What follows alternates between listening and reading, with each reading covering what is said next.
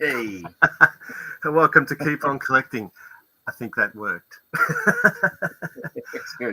It's a whole lot of timing this, timing that, and then bringing us into the stream. It's a little bit tricky. I don't think it's as easy as lives. What's the other place? StreamYard. I don't think it's as easy as StreamYard, but anyway, I think our pictures look better. Like I figure that in Restream, we seem to get like a true 720 out of it. Yeah, StreamYard down reses you. Even if you pay for it, it throttles your internet. I don't know why, but it's a problem. Yeah, they're a bunch of turds, they are. So I've taken your money too. yeah, the price has doubled since last year. Yeah. Well, welcome everybody. We tonight have Jonny Sorensen on. We're going to have a bit of a chat to Jonny and find out more about what he likes to collect, and his collection, and maybe we'll go through some because you've got a very eclectic collection, you know, Jonny. Like we've obviously it's all over the place. Yeah, we follow you on like Instagram, and you're always like putting up Motu or Teenage Mutant Ninja Turtles or wrestling, and well, I know you got Pokemon in there too somewhere too, don't you? Yeah, I got all sorts, everything. All sorts. Dogs and cats and kittens. Oh, crypto. So how have you been, Jonny? You been going all right? Yeah, pretty good. I'm normally working sort of weekdays, but I've been off a couple of weeks because I did minor injury to my lower back muscles, and that was like constant pain 24 hours a day for 2 weeks. Every in-breath, like when your chest expands, I could feel those muscles, and I couldn't do much of anything. So just go to the physio and the doctor. But I'm back next week. I'm pretty good now. I'm still in pain, but I can move again. And I've been doing walks and gentle stretches in the morning, but otherwise pretty good. And I've had lots of toys and crap turn up in that time for me to amuse myself with. Well, that's good.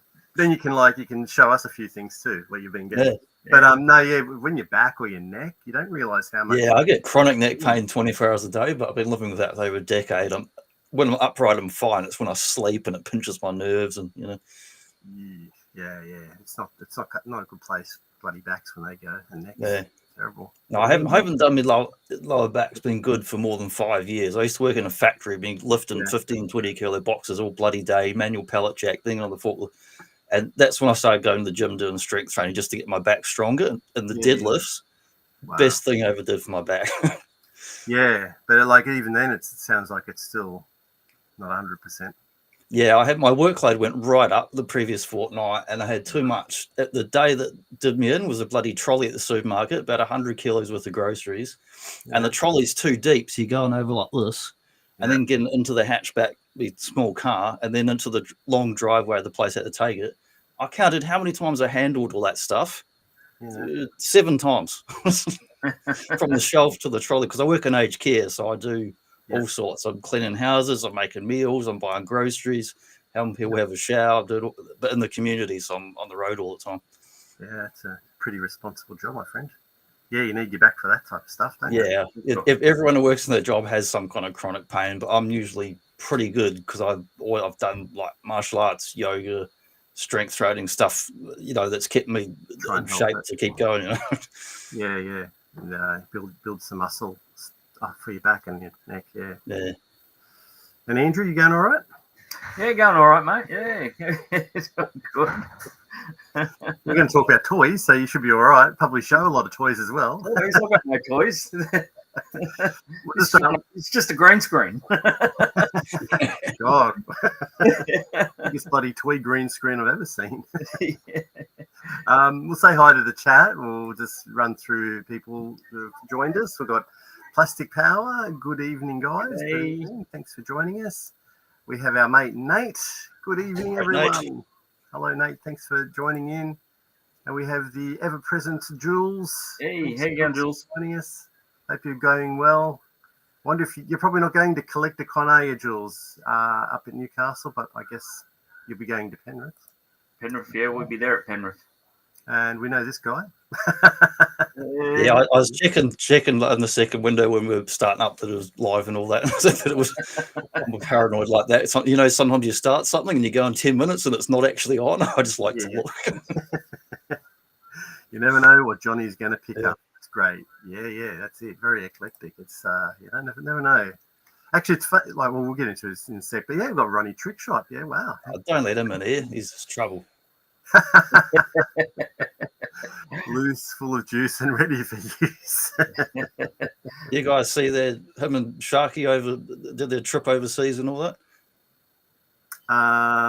Who did? What? Sorry, Ronnie Trickshot. Him and Shark Ozzy had a trip over to the Joe Festival. I always get the names of what it's called. Yeah, but the big international Joe thing everyone went to, you know. Yeah, and like Zazel as well, right? Yeah, he was because he'd come from Zazel had been in Japan because he'd seen him with Phil, and then he was over. He's like jet-setting international man of mystery. That bloody Zazel. Yeah, okay. I was watching something, and I think someone was trying to remember that it was Ronnie was going over there, like, and they couldn't. I can't remember which live stream it was. Yeah, he chucked up a video the last couple of weeks that was like a kind of summary of the trip, and they went to I think it was a baseball game. Pretty sure it was baseball, not football. But it was a big stadium. You know, he went to stuff, and as well as that, he showed like he went to a collector shop, vintage shop, and you know, kind of highlights of the travel. It was a really cool video. Okay, yeah. We'll have to get onto it. Like, it's just so many YouTubers that we watch. So yeah, we'll have to specifically go and check it out then, because we love these toy hunt videos and travel ones. We get a bit jealous, but that's okay. Yeah. Hey, Scotty. Welcome. Fresh from Melbourne, the monster toy hunt. I'm hanging out for that next mutant talk when he's going to be on again. It's been overdue since those lads talking mutants. They're all so busy. Yeah. Hey, well, he's a familiar face as well. It's Boba Hicks. There you go. That's Mark over in Ireland. Yeah, he's over in Ireland. Yeah, that's right. I was trying to. Oh, we got. We got Chris as well. G'day, Chris. Yeah, Chris. Yep. Wow, that's excellent. And that's Captain Jack Sparrow, I think he is. Yeah. He can be many faces, can't he? Sometimes he's skeletal. Maybe Chris me as the cosplay, and those other characters. That's who he actually is. He's just so convincing when you see him. Never thought of that. So yeah, Chris is one of his characters, and maybe he really is like Captain Jack. He pulls it off so well. Like when he does, it's like something out of like 50 spy movies. Like it just disappears into whatever the role is. Does he really live in the Netherlands as well? Which is the real one. Never thought it like that. We got Luke. G'day, Luke. G'day, Luke. It's great to see you too, mate. Yeah. Great to see our Johnny, a name I recognise around the community. That's good. Yeah. Got to get him on, I think. Just a few people saying hello. We've got the Valo As. I'm not going to try and pronounce it. Sorry, but it's Valo from Finland. Aspergen, is it? Aspergen. Sorry, we're being a little bit. I feel a bit bad that I've mispronounced that for sure. Going to watch this later today since I'm heading outside soon. Well, it's probably a better place to be than inside if it's a nice day, that's for sure. Yeah. People are saying hello, Chris. Shape changer. It's only the logical explanation. Yeah. His real name is Daryl from Redfern. Good on you, mate. Right to the pool room.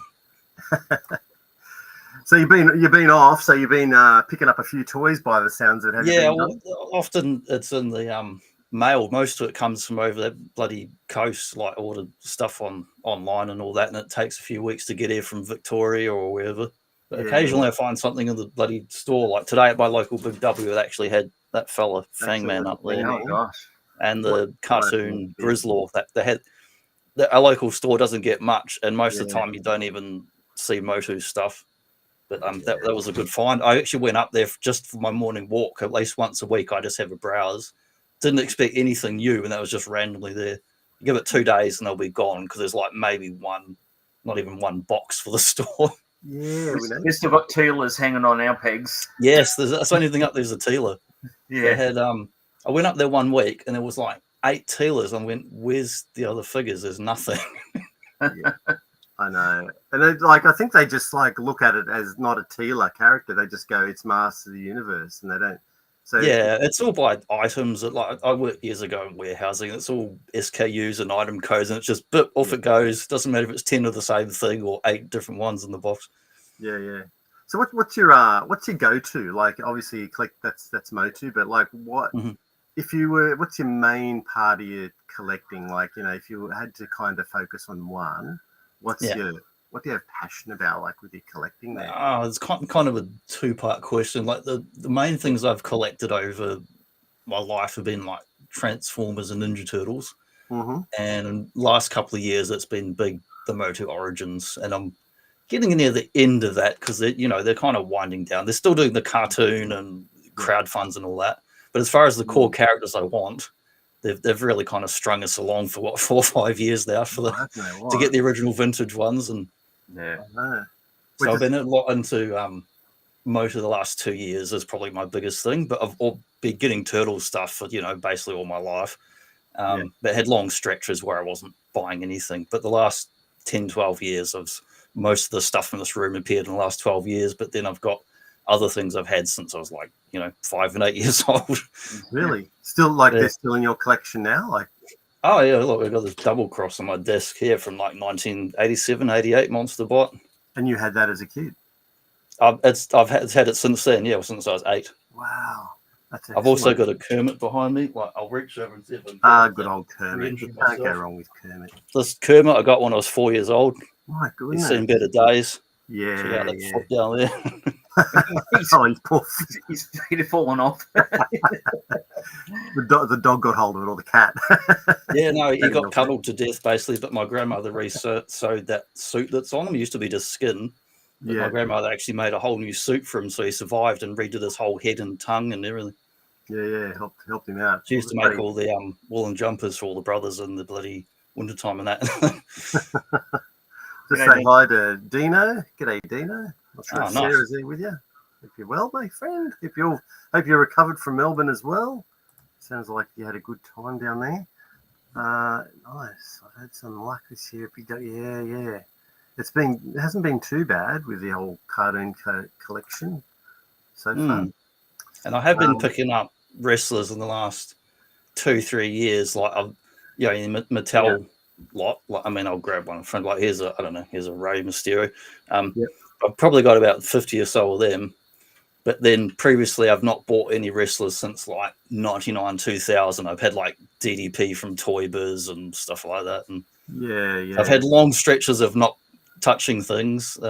Like Marvel Comics, I've read basically all my life.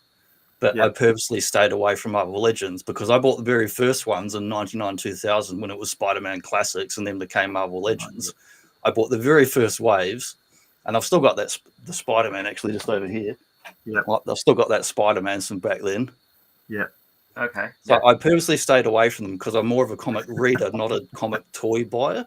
Yeah. And then I resisted that line for like 10, 15 years buying anymore. And then one day I just caved and went, I'm just going to get core Fantastic Four, the 5 or 6 X-Men I want, Spider-Man and his villains, and that's it, and I'm done. And I've probably got more than 50 or 60 Legends now, but I've got mainly the characters I wanted, like original Avengers, like the original 4 or 5, Hulk, Iron Man, Thor, yada yada. And if you can pick up a bloody Vision, but you can never find a Vision in Australia. Yeah. Is all your collection on display, or is there? Oh, no way. I'll just hang on. This is only a crappy camera, but just that's the room. Sort of there's stuff up there. Yeah. Stuff up there. Go to the corner, come down. There's more shelves there. Stuff on the desk. Turn around this way is the bloody these geezers over here. So it's changed since you did your room tour. That's not even half. Wow. So it's changed since you done your room tour video, has it? Sorry? it's changed since you. Oh no, that was the updated one for this year. I've only ever done that twice, where it was like showing everything that's in here. But the one that was in the last 12 months, that's pretty much the same. But what I mean is, when I say it's half, there's that much stuff I can't ever have it in this room, because there's a room bigger than this room out the back that's full floor to ceiling of boxes and tubs of stuff. We know what that feels like. Yeah. So I just kind of rotate things. I have got semi-permanent displays, but I kind of rotate things 6 or 12 months. I kind of change things up, and because one day I went, man, I want to have my Marvel Spider-Man out, and I want to have him with the X-Men, like the kind of 90s cartoon style, get my Legends out. And then I went, I can't fit these X-Men and the villains on the shelf. I'll just do the Spider-Man. And then I'm like, I can't fit the Spider-Man and the villains on the shelf. I've got too many different Spider-Mans. It's a first world problem, but, it's a problem for us. So I just go one display, and I went, oh, let's do all the Spider-Man villains, which is like the core ones I wanted, like, Craven and Lizard and Doc Ock from the early years, the first 5 years. Yeah. So I had that, and I have them on the shelf, but now it's got like wrestlers over there, and I've rotated that shelf. And another time it had Dragon Ball characters on there or whatever. Yeah. Yep. I'm just going to chuck on a comment here from Nate. He's currently filming. Filming a mass opening of Origins figures. 24, Nate. You've been saving them up. It did like 1 per hour. It could be like Jack Bauer, 24. That's a good. There you go. 24-hour live stream with Nate opening 1 an hour. Well, yeah, That'll drive people crazy. You might not remember the last few when he gets down to the opening the last few, and it'll be so just go. It's like how many cups of coffee till he has a heart attack, and he's like just passing it on the floor. Poor Kermit, yeah. Yes. Oh, yeah, for sure. What's your? I guess I was going to ask you, what's your favourite item in your collection? Because we've all got that thing that if the house is on fire. Single favourite thing. It's tricky because it's sort of there's been a lot of different things over years, but probably just a couple of my early Transformers like that double cross because my grandfather gave it to me when I was a kid, and it kind of makes it more. It was a legitimately good toy. And I've always enjoyed it, but because he gave it to me as a gift as well, it made it more special. Yeah. And Transformers was always expensive. I didn't have them as a young kid. This is like 87, 88 when I was 8 years old. So I was born in 1980. I had a couple of crappy little ones, like a little mini bot and that, which I still have them, but they're the cheapies, like the price of a G.I. Joe figure back in the 80s sort of thing. But the other ones are always expensive and just too rich for us to afford. So when my grandfather one day went to a store and he let me pick one myself instead of just randomly getting something from your dad when he's been off somewhere, I got to pick that, and I got to see the box and look at it and kind of look, do I like this guy or the other one? That was like a special occasion because that would have been probably at least like 30 New Zealand dollars or something, like 19, which is a lot for a toy back then. Yeah, because I've kind of skipped over that part, but you were born in New Zealand, weren't you? Yeah, I grew up there. I lived the first 20 years of my life there, so from 1980 to the year 2000. Oh, okay. So you didn't move over here like when you were a kid? No, I was like 19 going on 20. I'd finished high school for about 2 years, and then I was come over here with me when my mum moved over again for the second time. Okay. Yep. I used to live in Victoria, and then about the last 10 years I've been in WA again. Oh, okay. Yeah. No, well, Victoria's the place to be, I guess, if you're in toys. It seems to be. Yeah, that's for sure. Maybe now, for not when I was there. Well, that's very, very true. Like right now, if you're into vintage, definitely, Melbourne's the place. Well, early 2000s, if you knew, you'd be going to like swap meets and groups, and if you knew people and you had a network old school before all the internet stuff has made it easier to connect with people, that you could get some great bargains, but you'd have to be traveling distances to find stuff. Yeah, for sure. What's Mr. Nate saying? There was early days for eBay then. It was mostly bits of someone's broken lawnmower and stuff you didn't want back then. Sorry, just reading Nate's fair questions. Set them free. Set them free. Yeah, well. And then you can also well, I don't know, Nate. You don't. When we see you on Instagram, you're usually doing wonderful landscape shots. There's not too many toy shots, so maybe you need to. Yeah, but he does those awesome like repair and custom videos and DIY stuff, and he's always got those awesome like gnarly man hands where he's like cuts and bruises and stuff. No, like my dad's work. We used to work out in the shed all the time with fiberglass and glue. Yeah, I know what those hands look like. They're working. They're working. Yeah, hands, they're I working. guess that's working. Well, like mine are just like IT. It's like compliment. They're always like eternally dry, and you can never quite grow the skin back enough. You know. Well, there you go. And Nate says he's just giggling at home, I'm sure, right this moment. But anyway, are you we're gonna Andrew today? He backed the snake slay. Yes, I did. What's your thoughts on it? Are you into these these things? What do we call them? What we call them? It's like it's a kick, not a Kickstarter. It's kind of crowdfunding. Matty Creations. Thank you. Are you into this, Johnny? Like, I don't back any of the American stuff, surely because of postage costs to Australia. I'm not for or against it. But as far as Snake Man, I love Snake Man. I've got bloody Snake Mountain over there, and I got Snake Man coming up the bloody wazoo over here, and that's a buzz off with me extra. Oh, did you? Yeah, you've mixed and matched. Yeah, you've mixed and matched a few of them, haven't you? So that's a King Hiss one, where I just part swapped them into that. But I've done that with a few different Snake Man ones. Like I've got 8 or 10 different ones, and a few I've part swapped different heads and arms and that. But did you name more the merrier, because they're like troop builders, like Snake dudes. Yeah. Do you like naming? Now you've swapped him out, swapped parts out. Like he's got to have a new name. Like I don't know. Someone have to come up with one. I left him like that. I got like 3 buzz offs, and I got 2 King Hisses, so he stays like that now. King Buzz, Buzz, King Buzz. Buzz Snake now. Maybe you'll find him down the club on Friday night. Oh dear, what's Snake say? Snake look, it does. Yeah, actually, there's one other snake one I'm going to get. I've got some of those turtles motor. I'd swore I wasn't going to buy any of that line. Oh yeah. And then I got a couple cheap, and then a friend gave me some and got me hooked, and I went, no, that's it, no more. But they've got that shredder, which is a redo of the lady snake, but now it's got shredder parts. Oh, okay. I don't, because I'm not really. Well, we're not really into the whole Turtles of Grayskull. We get they're not good toys. Not particularly good. So I just picked up the few that I liked, but I haven't. I wanted to get that lady snake, but it was never available here. And then they did other versions. The Merman one with Claire, that wasn't here. And then I said, if I did it when it's in Australia, you can get it online. The shredder one, so I want to get it. Yeah, there you go. There's a good suggestion. Hiss off. Hiss off. And it's all the way you say it as well. That's very Australian. I'm going with that. That's that's it. Well done, Nate.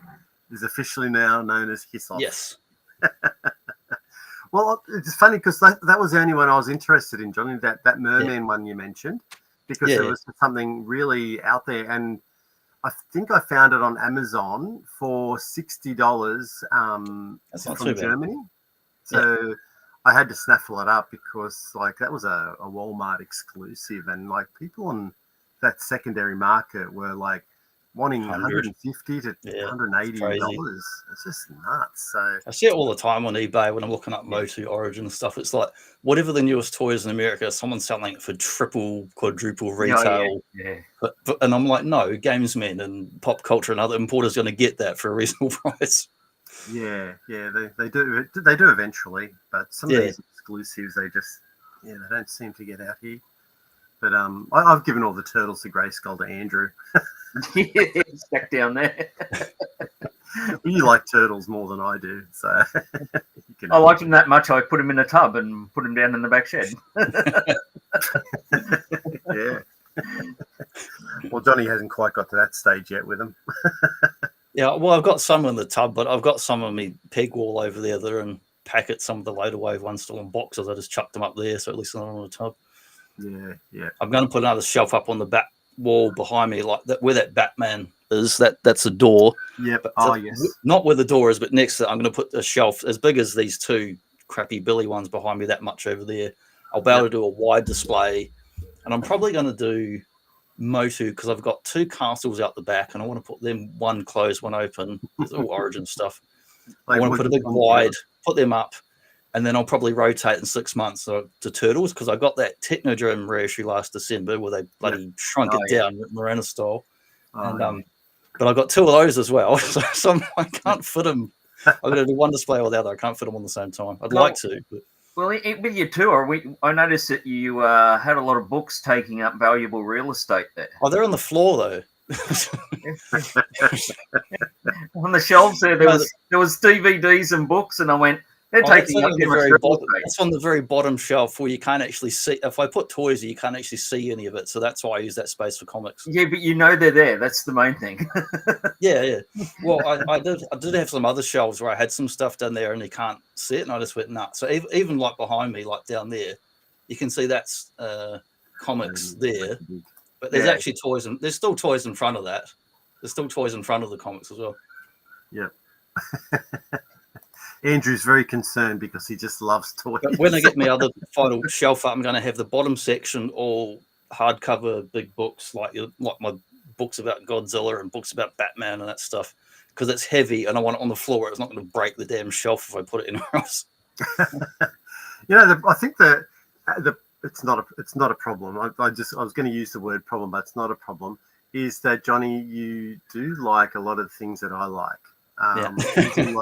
Like I have a lot of paperback books too. Like I read a lot, like every day. I've got paperback books and wrestler biographies and stuff about history of things, and Just you like the autobiographies. I think you had a few autobiographies of wrestlers there as well. Yeah, I've got about 20 different ones now I've read in the last 2 years. Every other month I'm picking up whatever's going for a bargain.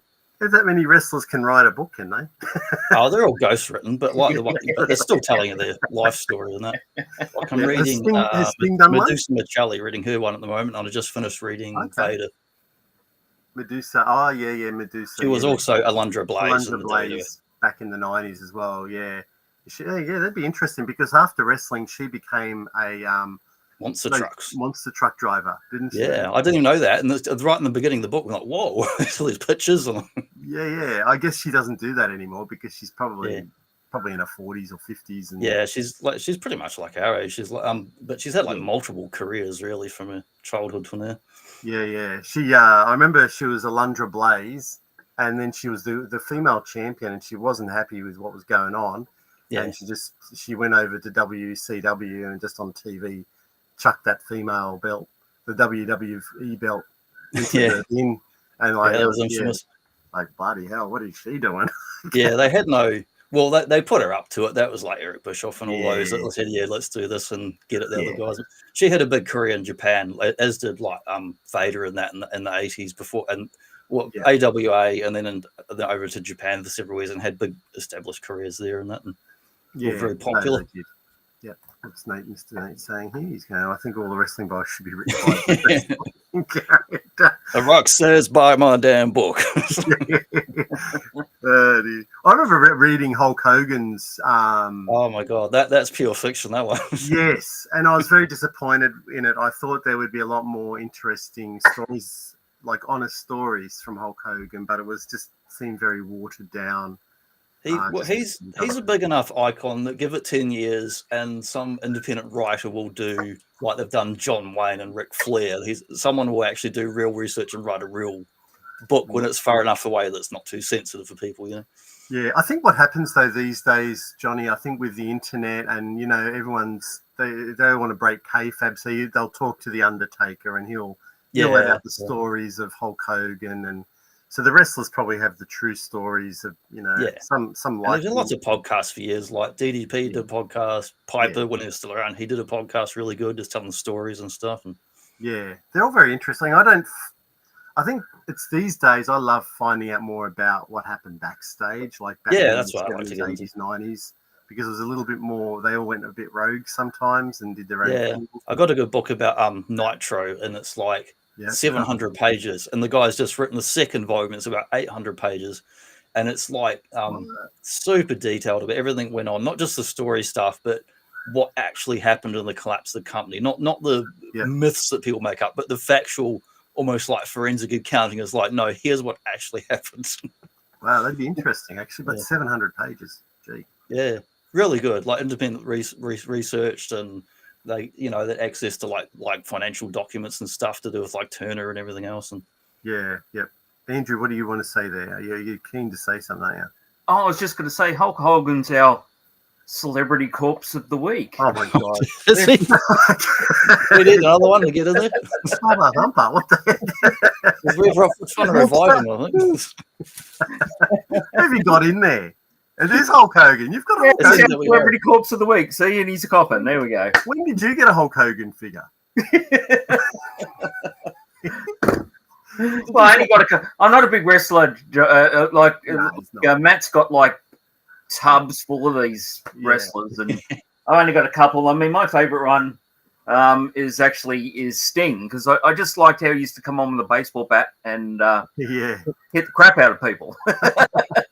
I don't know who to show. We'll go. There you go. We'll chuck Johnny on there, the big screen. Showdown with Sting. Is that AEW Sting? WCW Sting. Oh yeah, it's got AEW there. And what I just got him because it had the nice face and the jacket on it. So yeah, it's got the scorpion on the back and that. That one there that you've got, I was actually going to try and buy it for Andrew actually, because I know Andrew. Where's yours? The face sculpt is perfect. It really looks like Steve Borden.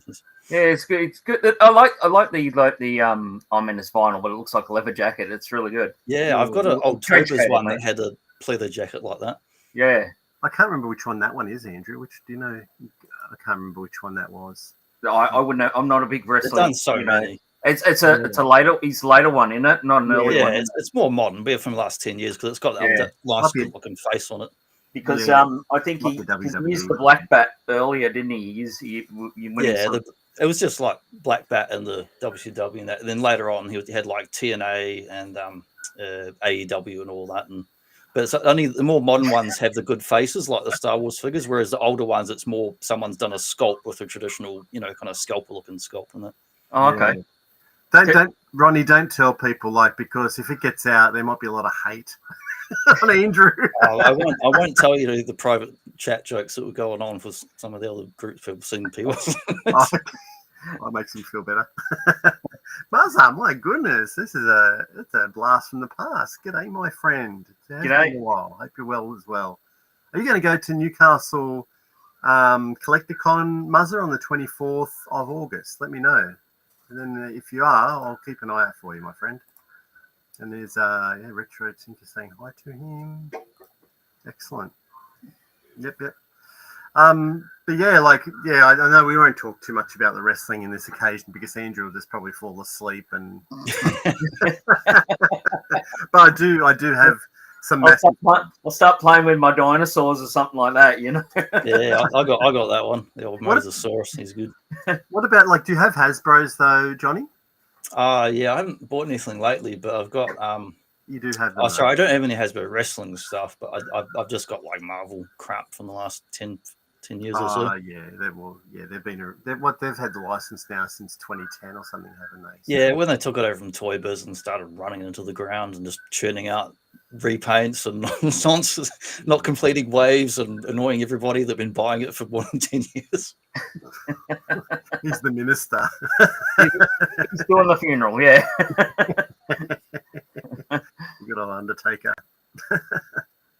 Did he just have a heart attack and that was it?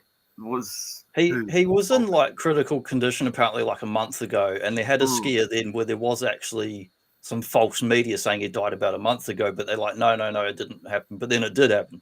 So it's kind of the last 4 or 6 weeks he had deteriorating serious issues. No, okay. Yeah. I watched an interview with Eric Bischoff, who was his boss in WCW, and they had a close friendship. And he was telling a story that when after he come out of hospital, he went to see him, and because they must have been planning something I don't know what. They were planning a new business venture. It was quite bizarre. They were going to start. They were going to start like a wrestling thing, but or was it MMA? It was like wrestling, but like real wrestling, not pro wrestling, and it was really strange. Okay, yeah, and I know announced over a year ago. So, but I think they were going to be more like a business investment. But all the media is like they're going to be running it. I'm like, no, they're not. They're like retired. Yeah, well, that's Hulk. There's no way he would have wrestled. No, not just wrestling, but they wouldn't even be involved as managers or showrunners. I think they would have been partners in a larger venture, I would imagine. Yeah. And he was the same name on the thing. Like you go to the old VHS rental, it's Quentin Tarantino presents whatever the latest action movie is from Korea or whatever. Yeah, they would they would have been like if it was a wrestling, they would have been the promoters, right? Yeah, but they're saying it was going to be like real wrestling, like I don't mean like Japan wrestling, but actual sports wrestling. But it doesn't make any sense. Yeah. None of it made any sense from how they announced it. No, it didn't. Because make why would sense. two pro wrestling guys start making a real wrestling when you've already got Olympics and other stuff and actual sporting bodies? Makes no sense. Yeah. No, you did. Like, I thought it was maybe, it sounded to me like a bit of a cross between maybe a UFC. Yeah, they were wrestling. going for something like that, but it didn't make Yeah. sense to anyone whether you're just a No. fan of like entertainment or whether you're a business analyst, because it was podcasts. It broke it down going, even we can't make any sense of this. Yeah. But anyway, it was a bit Yeah. sad, and obviously Eric was getting a bit upset because he was just recalling that last time that he'd spoke to his mate. But like, he left Hulk because he said Hulk always wanted to be left with like he had something to do. So he was saying to him at the end, "Oh, you know, we'll get you involved, and we'll get you to do some promotions on the radio." And Hulk's, "Yeah, brother, that's great." And so he was really, he left him with that positivity, and like he's going, "Oh, what's his wife's name? Not Amber, is it Amber?" Anyway, she was giving him a funny look, so he sent her a message on the phone going, don't worry, I've always just got to leave Hulk with, you know, something uplifting, like there's something to look forward to. I'm not going to bother him or anything. I'm going to let him recover." And so that was the last time he's seen him. So yeah. Well, they certainly had a good run. It did plenty. It was so going to be wrestling. Grappling granddads. Well, actually, even back in the 90s, when they had NWO and he turned heel, there were signs going "New World Older." There was jokes back then. Yeah, that's right. I got Geek Strong here. G'day. Where was that? Hello. He must. Oh, here it is up here. Hello. Hey, everyone just got out of the gym. Talking about. He's wow. He's just pumping iron. Well done, man. Good on you, Dino. Very proud of you. Yeah, I just joined the gym again last week. After 2 years of not been because I couldn't afford to go. Now I can afford to go, but haven't had the time all year to get in there and get the bloody membership again. You have to pump iron. I tell you, when I packed all those turtles up in the tub, I couldn't even lift them out the door. I buy smaller tubs now because I'm no joke. I've injured my bloody upper body that many times lifting tubs above my head. Last time Andrew was here, I went out with all my tubs are under the stairs, and he just let me go. And like, I've got this dodgy knee, and I'm sure every now and then you can hear him go, "Are you all right in there?" I'm trying to move bloody tubs that weigh a ton. And I'm going, "What am I doing? This is crazy." I just slowly started buying smaller ones that only, no bigger than say about this box size now. So now I can just stack them up. And if I have to get in and out, I just stack, and I'm not injuring my bloody back and shoulders in it. No, well, it's probably sensible to get something small. That's like old man collector talk. Injure my shoulders, tubs. So this is the thing. So Geeks, I don't know if you're familiar with Geek Strong, Johnny. I know the name, but I don't know his actual name. Well, it's Dino. His name's Dean, and he does a lot of popcorn buckets. Now, we joked with him a couple of weeks ago. He doesn't do popcorn buckets solely. He does a lot of vintage toys, a lot of. Hopefully not that Wolverine one I saw in the article the other day. I don't know, but he does. He's been doing a lot of popcorn buckets and going to a lot of movies. And we're like, is this your normal job, Dean? Like, do you actually have a job? So he's like joking, "This is my job," and mucking around. So when he says he's driving to work, I'm wondering if he's driving off to watch a movie and get another popcorn bucket. But they're so expensive, aren't they, Matt? I mean, that's why we don't have them here, because they be like double the price. No one even afford to. No. You blow the whole money on a popcorn bucket before you got into the film. Yeah. The old movie cinemas been losing money for years, and they're always jacking up the prices of candy and all that to try and buffer it. Yeah, like they're only just after COVID. They're only just surviving. So yeah, well, I'm surprised more of them aren't gone, because a lot were going away a decade ago. Like since post year 2000, cinemas have gone down. Yeah, like they're just they're barely hanging on. But I think I don't know. I guess they seem to be stabilised now. Cinemas out here.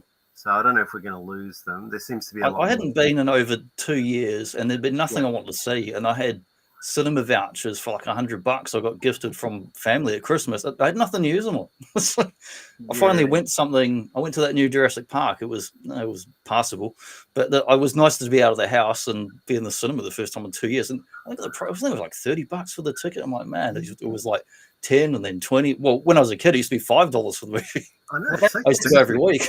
Yeah, that's the same me. I could spend $30 seeing Jurassic Park, or just buy the toy. Yeah, buy the toy. Have a bit of time at home. That's it. You got to have priorities, right?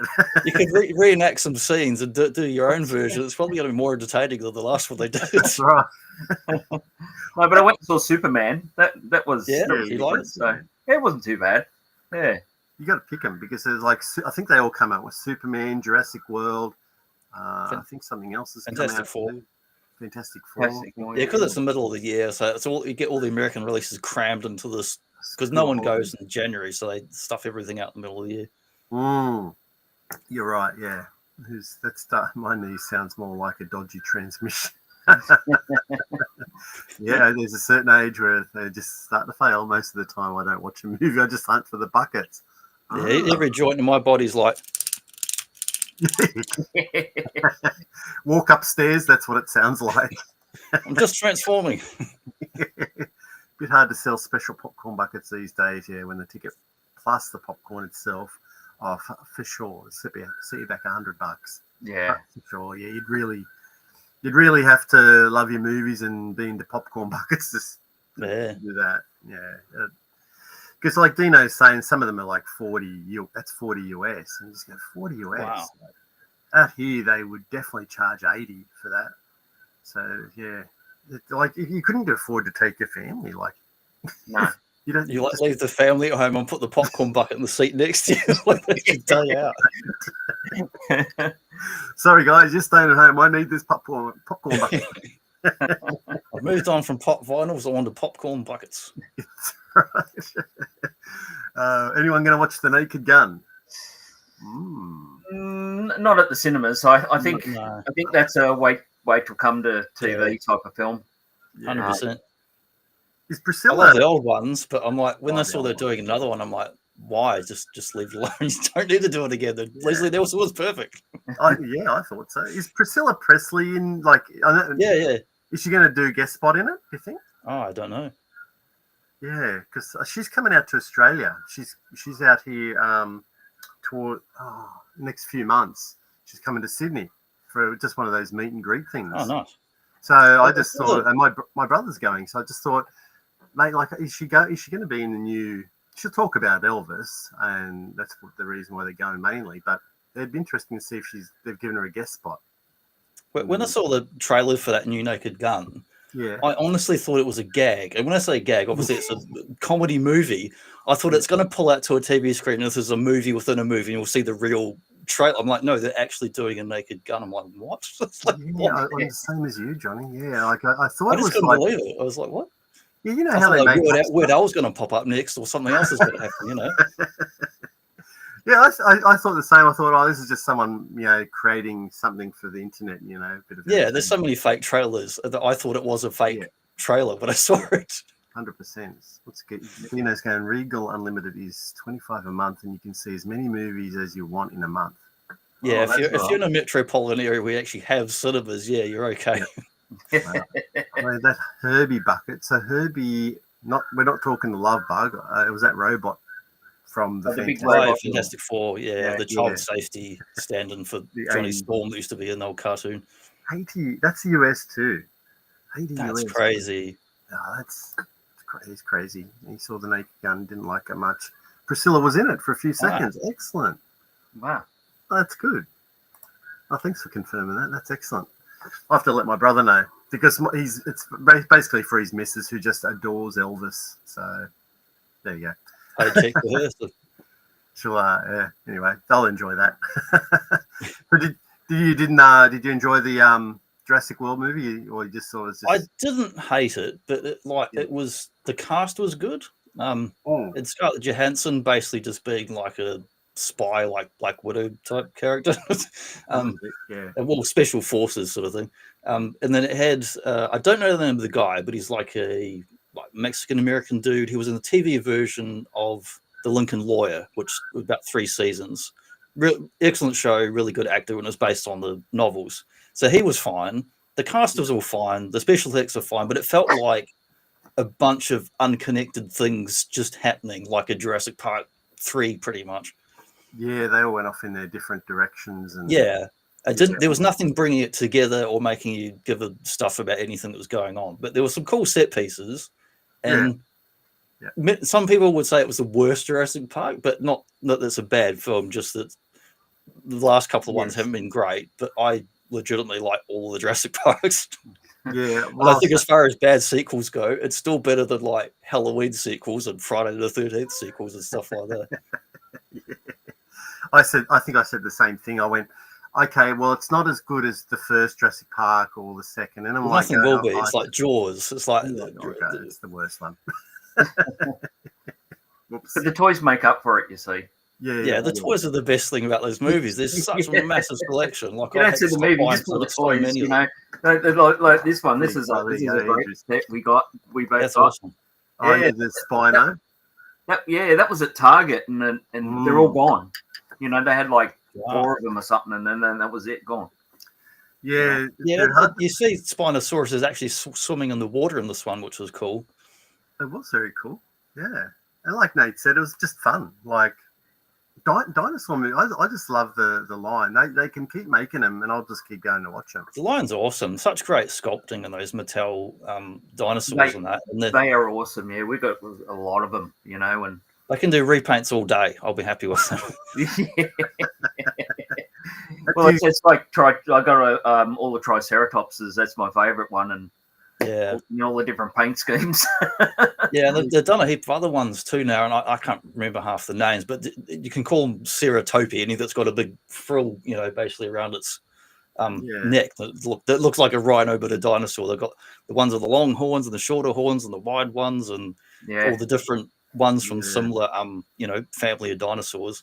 And there's a couple others I was thinking, I might just get that one, but so we haven't got 50 or 60 already on the back. Well, yeah, you should see. Well, I don't know. You should see Andrew's. I'm not going to get him to show you, but like we had like what do I got there? It was like a 4-tiered shelf, and it was a good like 1.5 meters, just full of dinosaurs. Yeah, it's insane. I could fill probably half of one of his shelves of the amount I got the big Mosasaurus, and I finally got last year that Brachiosaurus, which is the 3rd or 4th time they released it, because it's the same toy. That's cool. But it used to be at Toys R Us, and Toys R Us went away, so you couldn't get it. Yeah. They have released a couple of times. I think the Hammond collection one's probably the one with the more articulation. Yeah, I wasn't bothered about that. It's like neck, legs is fine for that size of thing. But it had the wire in the neck, and that's why I didn't get that one. You didn't get it, because over the years that rubber. I know about bendy wire and soft plastics for sure. Yeah, I've seen it firsthand over the last 30 years of stuff. You see the driving, Dino? Driving? The driving? My God, do they have driving still? Hey, do you know what? I saw the Towering Inferno at the drive-ins with my parents. Yeah, well, they were. Australia used to be the drive-in capital of the world. They used to have the most drive-ins in the world, pretty much back in the old times. There's still one up near Newcastle at Head and Greta. There's a drive-in. I took the kids up there. Well, they were quite young. I can't remember what I've seen. There was probably some kid movies, but like it's still up there. So it'd be close to you, probably, Nate. Like probably still take 2 or 3 hours to get there. But Head and Greta, yeah. Andrew, maybe there used to be like massive. Like I had subscription for years to Empire magazine, the Aussie version of the UK mag. And I was reading blow by blow over the last couple of decades, the articles, this one just closed down and this one just closed down. And, It's sad, isn't it? Well, we had one here, and it was there in the 80s, and then they knocked it down for Toys R Us, funny enough. And then Toys R Us is gone as well. Yeah. Become Toy Mate. In Canada or certain parts of Japan. Yeah, if you're lucky enough to have a Toys R Us still. What's Nate saying about Jurassic Parks here? If they make enough Jurassic Parks, eventually we'll end up with Dino Riders. What you got to do is get your Say it. custom saddle, chuck a Motu figure on. There you go. Yeah. Well, that's right. I mean, it's like, what was that one that this one? Hang on. This is Andrew. He just wanders off, Johnny. Sorry. I'll do the same. It's like this one. I thought it really looked good with the G.I. Joe on top, for Tiger Force. Yeah, Absolutely, totally. yeah. That's So I colours. had the Tiger Force Dino. Nice. Yeah. I don't know. You see, Mattel, they could easily just do Dino Riders, just I don't think they want to kill their own market because it's such a big license for the Jurassic Park stuff. But if you're a customizer, you've got a smorgasbord of dinosaurs to get. There's so much dinosaur stuff. 100%. It'd be awesome. The D-Rex does look. He looks a bit goofy. In the movie, yeah, exactly. In the movie, he was great. They still look like one of those encephalo babies or something with their head's gone. Yeah. Oh, you got them. Encephalitis. Yeah, that's it. I don't know how do you start him? Because his battery's gone flat, is it? Yeah. Oh, There's no. There he is.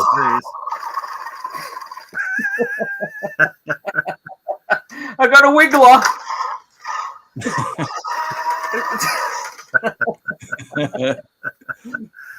Oh, poor D-Rex.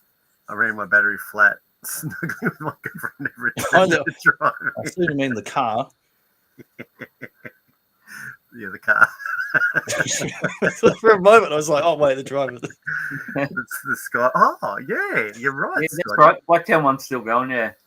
How do you forget that, Andrew? Like, we used to go there for that. What's that? The Blacktown markets on a Sunday morning. Yeah, Trash and Treasure, yeah. Trash and treasure. Bought a lot of vintage toys there for nothing. It was really good. Before the internet came along and told everyone what they're worth. The G.I. Yes, you didn't know that, Mr. Nate. I realised last week. Okay. Yeah, because I think the Hammond collection ones are more similar to the old Hasbro 90s ones or Kenner and Hasbro 90s Jurassic Park ones. Yeah, they're good. The I size think I've got a couple of spare ones, actually, Nate. If you want them, I'll give them to you. I think I've got a Murdoch and I've got little Timmy Murphy. You can have a couple of to start off with. Is that before or after you got burned on the fence? Before. It's like, Timmy was actually. It's very clean. I still haven't opened this bad boy. Oh, yeah, you're going to have to. Oh, that's from the new movie, isn't it? Because I reckon that was in the scene. I recognise that. What is it? Titosaurus or something? Yeah, the way Titanosaurus. That's nice. Yeah, that's huge. That's massive. In the film, it's a bit like, because I went with my kids, and Josh is sort of, my son's sitting there, he's going, oh, that was a disappointing scene, because, remember how they kind of, as they approach, they say, oh, you can see them, like, well, what else is hiding in the grass or something? They're kind of setting it up for like an attack from the raptors. Yeah. And nothing happened. It was just they pretty much mimicked the first Jurassic Park Brachiosaurus scene where you had the Gallimimus and T-Rex, but then nothing happened in this movie. Yeah, nothing happened. Yeah. What are you doing, Andrew? You're pulling out parts. Are you going to do a building thing or something, are you? Is that a dinosaur? Yeah. Just happy to see me. Bit of both. That's it. You can do it. Dream of Timmy being eaten by the T-Rex. We'll make that dream come true. Well, if you get I've got the Titan scale Triptychon. You could he's got a feature where you can actually eat stuff. You can just shove them and comes out again, but you can put them in the mouth. You can put little things in it. Yeah, those big ones. Johnny, the best thing about Jurassic Park is that great Australian. Yes, 100%. You can have Russell Crowe, but I will claim Samuel back. Thank you. You can you can have Russell. We'll keep Sam. Yeah. I watched Jurassic Park the other day, actually, number 3, not the first one, and I quite enjoyed it. I love it. I've got them all on Blu-ray now. Except for now that they've stuffed me, they've made another one, so I have all of them except for that. Yeah, that's right. If I start watching one, I'll just sit shotgun on a weekend. I'll watch all of those. Yeah. So you can just sit there, and it's going to rain all weekend this weekend. So I did the same thing with Mad Max. Like last year, I was sitting there. I was like, I'm just going to watch Mad Max. Like just whatever one I was in the mood for. Watched all of them in a row. Yeah. You go, Andrew. Oh, sorry. I was just saying my Mad Max story. I can't watch Mad Max now anymore because it brings bad memories. Because a mate had a Ford XB, the black one, and he said, "I'll give it to you for 3,000." So I ran home to Mum. "Oh, can you give me $3,000 for the XB?" And "Oh, you're not allowed to have a V8." And now what are they worth? Probably like $500,000 or something. Yeah. I thought you were going to say he crashed it or something. So I'm glad it wasn't Jedulous. I seen one of the replica ones about 15 years ago at bloody Melbourne. They had like an exhibition thing there, like a film and TV one. Okay. Yep. Yeah, it's so rare to see an XB these days. I guess it would. What's he saying? Oh well, take Russell. No, you can't have Tim. I'm sorry, but Timmy Morrison. Now he's in that Islander show with Jason Momoa. Has just come out this week. So you can't have Tim because he's full on doing Islander roles again, not just bloody Star Wars Jango Fett stuff. That kid from Deadpool 2. Yeah, that fat kid was in heaps of stuff now. He's in that Dragons movie the other month. Who are you talking? Which kid? Deadpool 2, the little like I don't know if he's Māori or Samoan, but he's quite chubby. Yeah. And then Deadpool 2, he's like real mouthing off to everyone. And was he in Godzilla 2? Yes, he was one of the Godzillas. I watched that again the other night. The Godzilla movie with Sam Neill many years ago. Hunt for the Wilder People. Yeah, he's been on a bunch of stuff.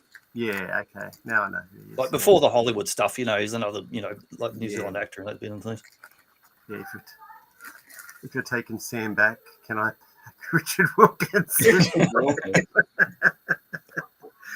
Look, put them all in a box and we'll send it to Phil in Japan and he can send it to you and then you can send it to me. It's right. Keith Urban too. Yes, that's right. You can have Crowded House because I'm a fan of Split Ends and solo Neil Finn post Crowded House. So there you go. I'm safe there. Do we claim them as well? I don't know. We seem to claim. Well, they legitimately are an Australian band, and so when they became Crowded House, they were touring around Australia and all that. And yeah. Whereas they're more known as Split Ends in New Zealand as the punk band. Yeah, golly, hey, g'day, mate. How you going? Yeah. So Head and Greta, he lives in May. Not be open anymore because the land has been sold to developers. Oh, what? No. All right, there you go. Don't worry about that, Andrew. We're not going to Head and Greta driving. Thanks for that, Wayne. That's an update. It's a bit of a sad one. Hunt for the Wilder People. Yeah, that's the one. I couldn't think of the name. I could mention like a picture, but I couldn't think of the name. Leanne was yelling downstairs at me. Hunt for the Wilder People. Okay. Thank you. A mate of mine had 2 XB Cobras and an XCGT. All gone now. Yeah, I bet he didn't. Wish he didn't sell them. Bloody hell. Yeah, gosh. That's your retirement money right there, isn't it? Sure is. Shivers. So assuming if you kept it, you had it in storage and it didn't rust and weathered and claim it and stuff like that. Yeah. Are you have you watched the last? They're not really Mad Max films. Well, not the last one. It was the Mad Max universe. Furiosa was the last one. Yeah. Did you watch that one? Not at the cinema. I almost went and I just didn't have time because I was working. But I watched it a few months ago for the first time, and I didn't know that Charlize Theron wasn't in the film because originally she was meant to be in it, but then it got held up for years. Yeah. And so I was watching it going, when's she going to be in it? Because they did all this like prologue, flashback, young years stuff. I'm like, where's Charlize? And I got to the end of the film and went, she's not in the film. I'm a bit annoyed because I didn't know. Yeah. It's an okay film. I was just really annoyed she wasn't in it because it got held up on hiatus for so many years and it didn't work out and she couldn't be in it anymore. Yeah. Well, I sort of like, I don't like the sort of newer Mad Maxes. What he was planning to do was a prequel thing. Right? Yeah. But it was meant to be Charlize Theron, like originally. Then so many years went by that they went with a younger person, and because of filming schedules and countries and locations, well, they were going to do Max, and Ford made 2 concept XBs, and I've got it in a car magazine somewhere. And what the idea was, it was because why it's in sort of like in the future, but they're all driving the old cars, and the reason is because they don't have the computers in them. They didn't get burned out in the blast and fry the computer system. So they're all got the old cars and they're driving them around. So Ford made these 2 XBs, and they had for concept ones, and the idea was to show it was in the future, and and yet they showed one that had like these prongs coming out to electrify vehicles and things like that. And then the idea was that then the bomb happened and all the technology was gone. And he's gone back to the XB, and they've gone back to the old vehicles because that's all that's working. That's the idea, did they? You can see a lot of the stuff that didn't make it into the films end up in the video game, because that had production material stuff that was produced over 2 or 3 years before the film got made. It was on hiatus since like the late 90s, basically, up until it got made, the Fury Road. And there was so much production material went out for this video game, but then by the time the film got made, it had changed quite a bit again, and it's actually almost like a separate license, that video game, than the actual film. Even though it was licensed, it's like through the film studio, but diverges from George Miller's actual stuff. It's quite strange. Okay, have you got the game? Have you, Johnny? Oh yeah, I played it and finished it, but I was reading an article one time going on about, because there's all this stuff in there. You think it's like when you watch a DVD or whatever, and you see like deleted scenes or artwork and stuff not in the film. A lot of that stuff went into the game, but the game was basically nearing complete before the film was really going to come out, so they went in 2 different directions. Okay, that's interesting. Okay, I didn't realize that they made a game as well. Yeah, it's pretty awesome game. It's a bit too long, but it's awesome to play. Yeah. Okay. Apparently, we're going to claim Lord of the Rings as well. Yeah, that's right. I've been that Hobbit town that was in the north, with one of those locations. Which one? Like in the North Island, New Zealand, like one of the places where they did the Hobbit town or whatever. It's at the very beginning of the first film. Oh, okay. I went over there. When did I go over there? 2015. I think I went to Hobbiton there and stayed in Matta, I think it was called, and just that was a lovely little quiet town. I enjoyed Hobbiton. I loved the Lord of the Rings that the Australians made. Can we claim Peter Jackson as well? I don't know. No, I think that would be a bit heretical. It was like, when I was in high school, my mate was like, "Have you watched this? Meet the Feebles?" And then I was in high school when The Frighteners was being filmed in Littleton, which is the port. Oh, yeah. Littleton is to Christchurch what Fremantle is to Perth. It's the port next to the city. Yeah, yep. That's it. Yeah, I forgot about The Frighteners as well. He One did of my mates went off school for a whole week trying to catch a glimpse of Michael J. Fox in the rain from behind all the rain jackets because it was pissing down the whole time they were filming. Yeah, Frighteners was a great film. Yeah, yeah, I enjoyed Frighteners. He did like as a young fella, because we'll go to like Harry. He did some stop motion stuff. I've always tried to. Yeah, he was a big old school fan of like Harry Horsen and bloody like horror movies and stop motion stuff and science fiction, all the weird nerd stuff. He loved. He was also a big Doctor Who fan. And he is, yeah. Yeah, and he was true nerd. On a film the last 2 episodes of Capaldi's run. And it was going to be a movie, and they actually did it was on YouTube. I don't know if it's still on YouTube, but they showed him actually signing the contract for it, and Capaldi was running around in the background at his house because he had his collection. He's got Daleks and everything. Yeah. I think he was, I think something must have happened after that, didn't it? I don't think he wasn't overly happy. I think there's nothing official saying this, so maybe I'm just guessing that he wasn't overly happy with the direction the show went. Yeah. So I was listening to a podcast the other day. I was talking about people don't age the same now as like back in the old days, because you look at the age Peter Capaldi is when they're Doctor Who. Look at the age the very first Doctor Who was. They're about the same age. One looks like an ancient man. The other dude looks like he could probably like outlift you. Yeah, he's looked after himself a little bit better, old Peter Capaldi. what was it? Yeah.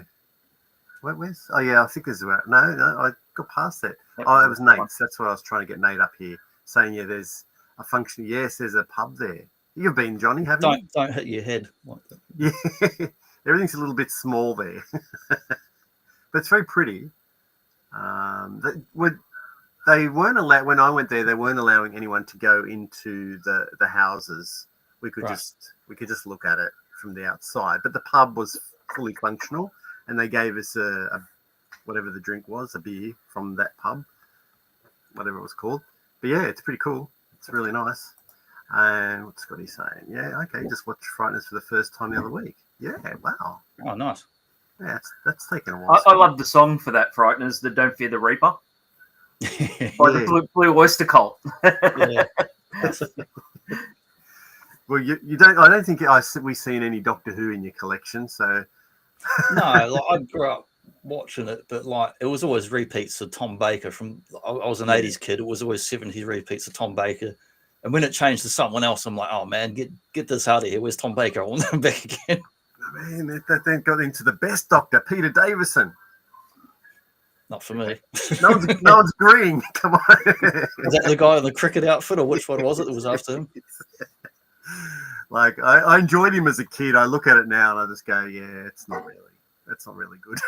It's funny, looking back, and I like all the Doctor Who's really, because I had one of my best mates was hardcore Doctor Who.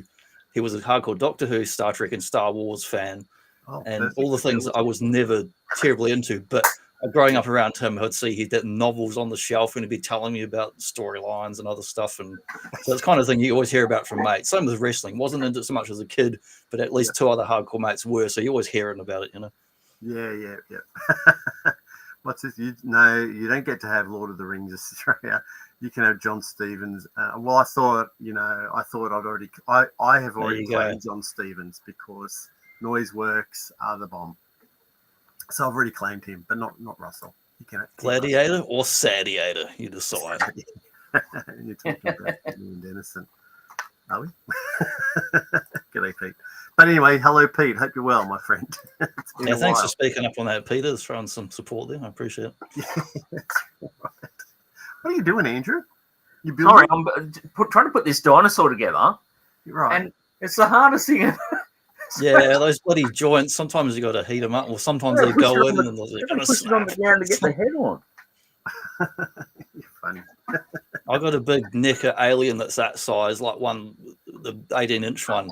It took me like half an hour with the hair dry going to get the bits to go on, the tail and the spiny bits.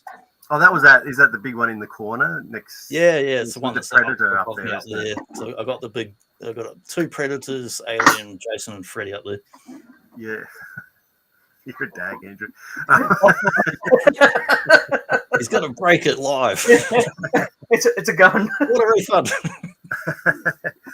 We noticed that you did have a couple of Kenner, you had a Kenner Alien, the Mantis, and I've got a whole pile of ones I picked up in the last 12 months. I did used to have a couple back in the day, but in the last 12 months I've got 20 or 30 of them. Oh, okay. Well, that's cool. But then they're just not obviously duplicates. I've got several gorillas and several bull aliens, and yeah. Oh, okay, yeah. I just thought you might have liked the whole translucent plastic part of it. Oh yeah, that's awesome. Hang on. Well, they're very cool. Oh, there's that fella. Yeah. He's doing a squat, but he was sitting down on the shelf so he didn't hit his head. Have you? He's really nice. I'll show you this one actually, Johnny. Have you ever seen the mail away one? Not in person. But yeah. So let me just. I've looked at the entire catalogues. We did a. Yeah. So, well, he can take his helmet off, but yeah, he's all basically. Yeah, that's awesome. Yeah. I think I remember seeing that in probably print back in when it was out, seeing advertisement stuff, but I've never seen it in person. Yeah, but yeah, that's the same sculpt. Yeah, it's pretty much the same as most that Lava Planet one.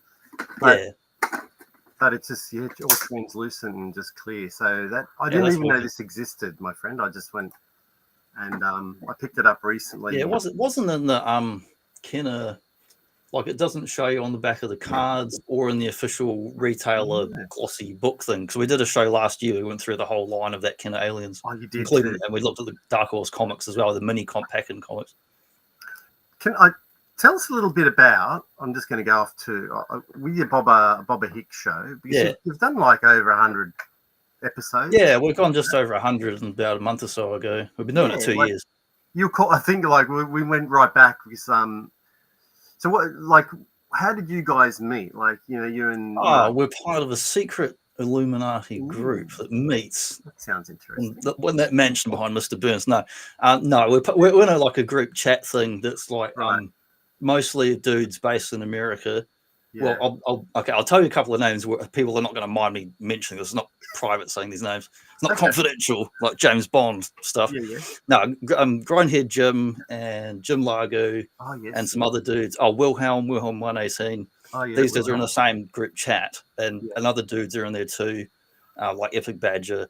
And then Mark's been, and these guys have known each other for a whole bunch of years. And I'm like the hanger on that's only turned up too late to the ball sort of thing, and got to know some of these guys and chat with them online and that. Goji Tron, he's another dude. So there's a group chat that these guys are talking all the time, and usually I'm just saying a bunch of rubbish, and they're like, "Get out of here, Johnny! Stop annoying us. We're trying to have actual conversations." And so for some reason they tolerate me and let me come back again.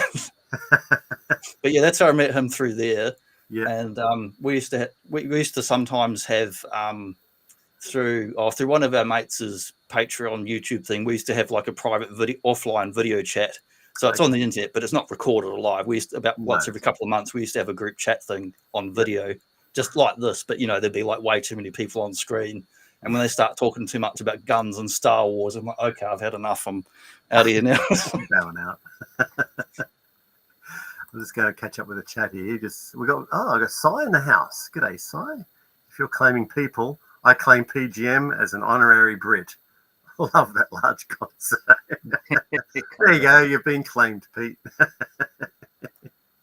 He's probably happy to just have a bit of a break from New Zealand. I reckon he'd love to go to the UK.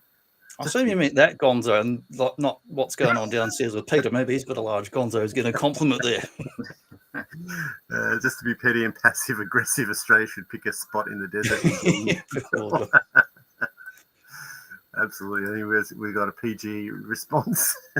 Bit of background on Mad. Oh, okay. We don't actually. Just a bit of background on Mad Max, Charlize, and that's true. That's true. I was reading that in my Mad Max book the other day. Okay, so she wanted to come back if he was going to be in it. Oh, okay. Well, he wasn't in. Was he in that last one? He wasn't, was he? No. He was in Fury Road, and then the next one, I forget the name. It was Anya something or other, younger lady who did a good job. But nothing bad against her. Yeah. You can have back Noel Edmonds. So you've just created. You said you don't go live with Boba Hicks. No, I record them, and that's partly because our internet is stinky here, so it's pointless trying to do it live because it'll be like one pixel 90s style. You're looking at Nintendo Sega graphics instead of seeing our faces. Yeah. But you seem to have so much in common. Like we do. It's like we're just like brothers from another mother. You know, we're just like so far. I've been suggesting topics for over 2 years, and I'm always on to him. You suggest topics too. Don't just leave it up to me. But so far, we've never disagreed on a topic in 2 years. Yeah, that's really unless good. He secretly hates me and he's just going along. He's going to like assassinate me down the road or something. I love his accent. Like you can listen to him. Probably, I love these people. He's the all-star. I'm like the host. I turn up. I kind of pick a topic, but we both like aliens. We like Predator. We like Robocop. I mean, who doesn't? Stuff like that. And we like a lot of the same toy lines and things. We're only like a few years apart in age, like 4 or 5 years difference. So we got all the same background, childhood stuff. We both come from island countries. New Zealand's not really an island, but it's very skiddy. And if you drive in any direction, you're going to hit the coast. Yeah. So New Zealand island, similar weather, cold, green. Yes. Some people love it. Some people are like, get me out of here. It's too cold. So we've got similar kind of backgrounds, you know. Yeah. No, it's quite interesting. And I was going to say something there. I forgot what I was going to say. Anyway, we'll come back to when I remember what I was going to say. I can't remember. About Boba Hicks. Well, that's what I was going to say. what made you start the whole YouTube thing? Was it because there was like all these guys like Wilhelm and Largo? Yeah, it kind of grew out of these kind of informal group chats and that, where we would talk to each other. And these guys have been talking for many years before I got to know any of them. So if you watch like Grindhead Gym channel, now and then you'll see Gojitron or other dudes turn up now and then, because we've been mates for years, and they'll guest on each other's shows and things. Like Wilhelm did a chat with me a couple of years back. We did a Batman talk, and Gojitron's done a couple of Hulk talks with me. So really, it's a privilege getting to know those dudes. It just kind of grew out of like mates talking about stuff. I had wanted to do something podcast style for many years, but not knowing anyone in Australia to do anything with. So it just kind of happened one day. I'm like, let's try a thing. And I don't remember exactly how it came up or how I suggested it, but it became obvious that we had so many similar likes and dislikes and whatever, like wrestling, science fiction, and superheroes and stuff like that. Yeah, that's good. Like you're really right about it. At the moment in Australia, there just doesn't seem to be a bunch of us doing too many videos. Well, if you want someone doing like a sports podcast or something, you'd sport for choice. But for stuff I like, yeah. But like, yes, in our little designated collecting state, like toys and collecting toys and action figures, it just doesn't seem to be a bunch too many people doing it at the moment. So, well, I mean, there's other guys our age who don't touch YouTube, but who are collectors, but they're collectors privately with their own lifelong mates, who don't get onto this stuff. So they're out there, they're in different circles, sort of thing. You got to try and find them, and because like I think if you could find them, you could probably bring them on, and if they were interested. Yeah, and some people don't want to be on stuff. I know a couple of people I've known for more than 10 years. I said, hey, do you want to hang out and have a chat? I'm in person, yes, but no, they don't want to sit down and talk on a video thing, Yeah, like on the internet. I mean, they don't want to talk to an audience; they just want to talk to you. Yeah. What were you going to say? Sorry, Andrew. Oh, you've ruined my illusion now. I said that's right. It's, I know blokes that I work with on his. He's not action figures; he's trains. Yeah. And I said, well, we could even do a video on your train stuff, as a collector. Yeah. But no, he'd never get in front of a camera. You know, it's just virtually impossible. It's just some people don't want it. When my dad was in his 20s, they were doing like slot car sets, not kid ones, like bloody massive, almost warehouse full-size slot car sets. They were into a motorsport, and they were doing that for a hobby. And but you're not going to get them talking on the camera or nothing. Yeah, I've asked a couple of people as well, and which is fine. They just privately do the whole collecting, and they don't want it advertised. And sometimes you'll get like over on bloody Kiwi GI's channel in New Zealand, he does those like Wellington Toy Fair and stuff. There's people who may or may not want to be on the camera, but with already at those Toy Fair things, sometimes people will talk a bit there, and you get to see a bit of something different. Yeah. Well, we've only just met, online with that Lamb Echo one. Yeah, right. I didn't realise he existed. Yeah, and we've been enjoying his channel as well. Yeah, he's awesome. Yeah, he's got a bit of a sense of humour too, which makes it enjoyable watching. Yeah, like with your stuff, like I enjoy watching your stuff, Johnny, because like it's just, I don't know why. It's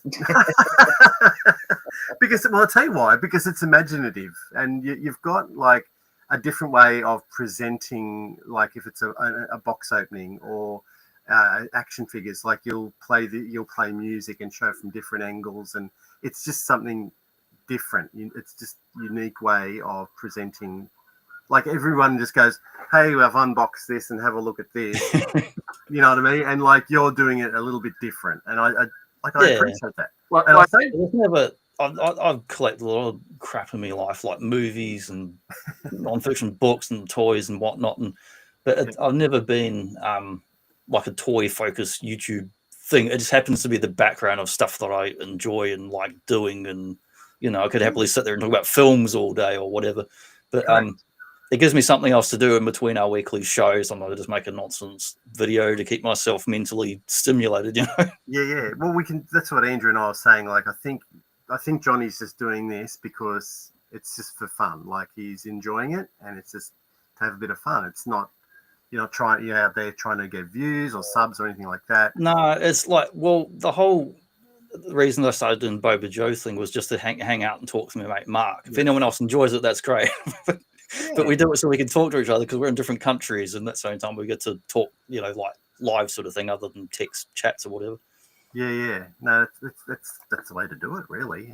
And this is right. And I watch that as well. I love Ray Harryhausen, so yeah. But that was good because Gojitron and Badger on there. I love Ray Harryhausen. Don't know a whole lot about it other than I really enjoy the films and I've watched them a bunch of times. But if I was going to be a nerd, I'd have to sit down and study and read. Whereas other topics like turtles, I can get into. I know a shitload about turtles and things. Is it because turtles are? You mean turtles in general, or just turtles? Oh no, I mean the fiction turtles. I mean, I don't know a whole lot about actual sea turtles, other than seagulls and stuff come and kill their babies and other horrible things. But you obviously grew up more watching the turtle cartoons and things like that. Yeah. But I've grown up with it my whole life, and I've never not been into it. So I've read every comic they've ever done. I've watched every episode of every show they've ever done. Yeah. Well, that's really cool, actually, because a lot of us just sort of grow up and get out of things and mature and become adults, and not man children like me. Well, there's nothing wrong with that, though, John. Same with Transformers. I've watched every stupid Transformers, even the awful ones. Well, it's funny. I mean, I always say that I don't have any Transformers. I mean, Matt has G1s, but it's there. But I could never. I must have been sort of pretty slow as a kid, and I could never transform them. We're going to do a bit of a joke video with Andrew, and we're just going to give him a G1 Transformer. You've got to give him an easy one like this guy. That's not too. Some of them are a bit too complicated, but this guy's easy. Just... See, Andrew, are you taking note? Look. There you go, Andrew. See, I would have broken it by now. Rotate the head, and we're done. Two-headed dragon. I mean, take the gun out because it's also. I think you used to be good at a Rubik's cube too, didn't you? No, I can never. I've never. Because it looks like you're doing it pretty quick. If you give me a Rubik's cube, I like the look of them because they have a cool sort of look to them. But if it's a Rubik's cube or a slide puzzle, I just want to smash it with a hammer after 2 minutes. Now, seeing how that's your childhood toy, can you transform that with your your beanie down? Do you want me to do it behind my back now? I'll do it as well. You're testing him now, eh? Testing him with it. Yeah, it's like Phil stripping a gun. You see, you got to do it. You got to know it inside out, and it's a short. Well, this one I've transformed easily more than 1,000 times, and I have actually done it not looking at it. When I was just watching TV and that, not on purpose, really. Who practices this? Get the legs up or down. It's back to robot mode. Because you've challenged me, it makes me muck it up a bit. Well, it is important. But I haven't rotated his leg bits. So he's there, but I couldn't quite grip his leg bits. I've got to go. They're jammed on there. I've done it the wrong order, so the legs have got to collapse. If you do it the wrong order, they jam. Oh, I see, yeah. Yeah. So I got him that far, but I jammed the legs up by accident before I got to that. But he's pretty easy to actually change. He's actually pretty good to do compared to some. Good. It's very important in case the power goes out at night and you want to play with something, sort of thing. You can transform it. The modern ones are a lot harder to transform. Some of the movie ones are really terribly complicated. Some of the studio series ones are not too bad. A couple of them, I've challenged myself to try and do that without my eyes. And one I did with one hand. And that was, it took me nearly 10 minutes, but it was a lot more complicated. I actually did it with one hand. It took a lot, and I kind of braced it on the table to cheat a bit. I'm actually glad I didn't go down the Transformers line because it's so much of it. It's just incredible. There's over 10,000 toys. Wow. Because I know there's a collector in Melbourne who has over 10,000 toys. Who's been buying them all his life. I don't know him personally, but I know of him. That's incredible. I've seen the pictures in his basement. But does he only collect Transformers? Yeah, he's a Transformers dude. He'll be buying every line from the very first one up to whatever recent movie they've done. And every year in recent years, there's been over 100 toys from pretty much every year. If you count every variation of movie ones in different sizes and all that. Yeah, just incredible the amount of Transformers. I mean, there's Goji, g'day. Johnny is a professional madman. Do not attempt these stunts in your own. Gojitron's qualified to know. So he can testify to my lunacy. Yeah, there you go. So you do not try that at home. Andrew can't even do it in the light in front of him. So. With an instructor, yeah. I need a train instructor. You know, like a military instructor coming like yelling at you, like, "Come on now, go transform!" Who was that drill instructor who used to be? He was big in Full Metal Jacket. Ali Omi, is that his name? He was in the Frighteners as well. Well, yeah, he was in the Frighteners, wasn't he? Yeah. He's dead now. He's gone. Yeah. Well, thanks for that positive talk, Andrew. All the dead talk. We've had Hogan, and now they get that guy. He was in a movie the other night I was watching too. You know the one where they're it's got Ben Stiller and they create, and Vince Vaughn, and they create the Neighborhood Watch. Oh, that's the Envy with the vaporizers. No, and it's an alien. Aliens are invading in their Neighborhood Watch. Aliens. I don't know if I've seen that one. I've seen most things those guys have been. Damn.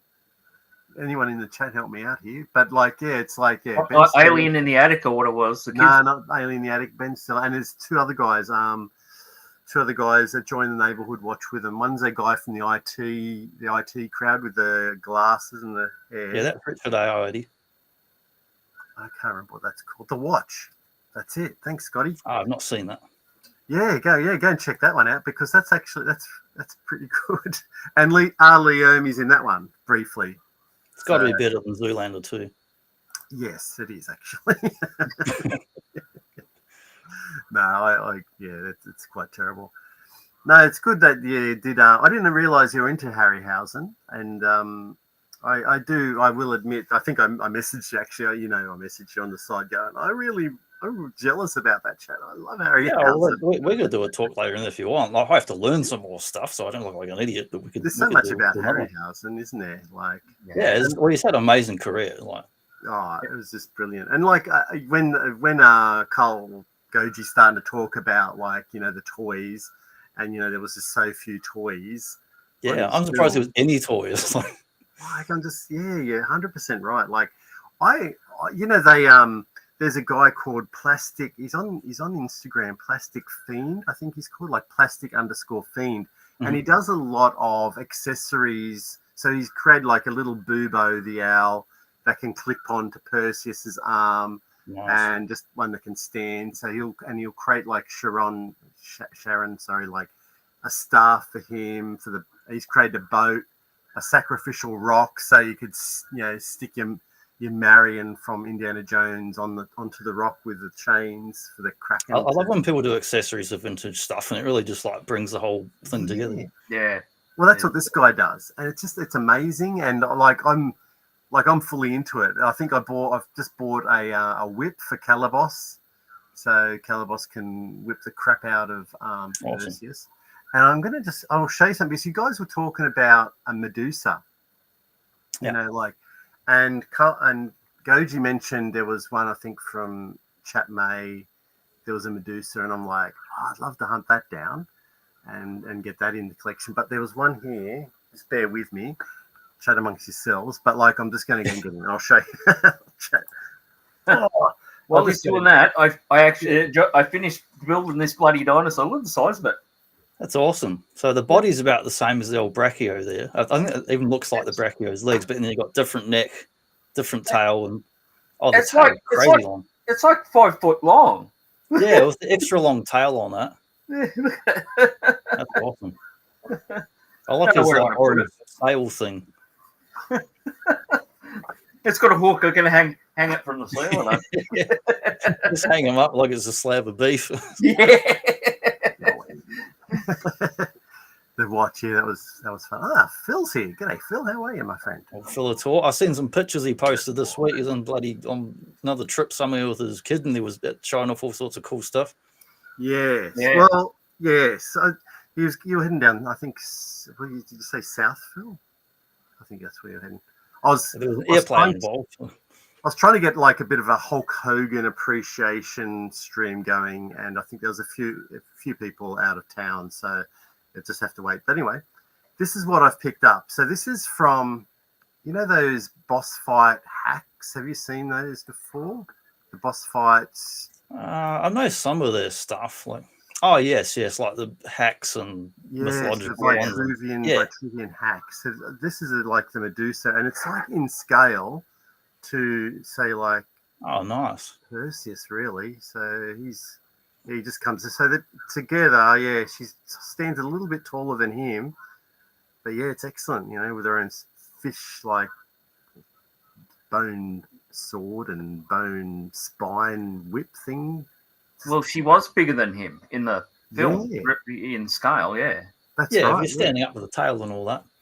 Yeah, it was amazing. Not like the one. Yeah, I think you guys mentioned the one that was in the new 20 whatever edition, and that was slithering everywhere and it was on roids. Don't even mention that bloody Clash remake with like Liam Neeson or whatever. That was an abomination. Well, even worse, bloody Sam Worthington. He had the military crew cut in that film. I'm like, hello, in ancient Greece, you had the military crew cut. Come on.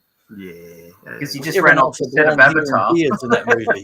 Yeah, he's probably straight from bloody Avatar. That was the problem. So that movie was rubbish as well. Yeah, Adam Goat just made some awesome modular. Yes, he did. Cool. And you're wanted, apparently. You made some stickers. I think like there was a wanted poster with Nate and Gaz on it. You've been a bad boy, Nate. You're wanted. Yes, and he made Plastic Fiend has also made Kroll figures. Oh, cool. And I remember watching that as a kid. Yeah, we went to the movies to see that. Yeah, that glaive, that like weapon. Yeah, it was amazing. Go home and you taped all the knives together, then throw them around it.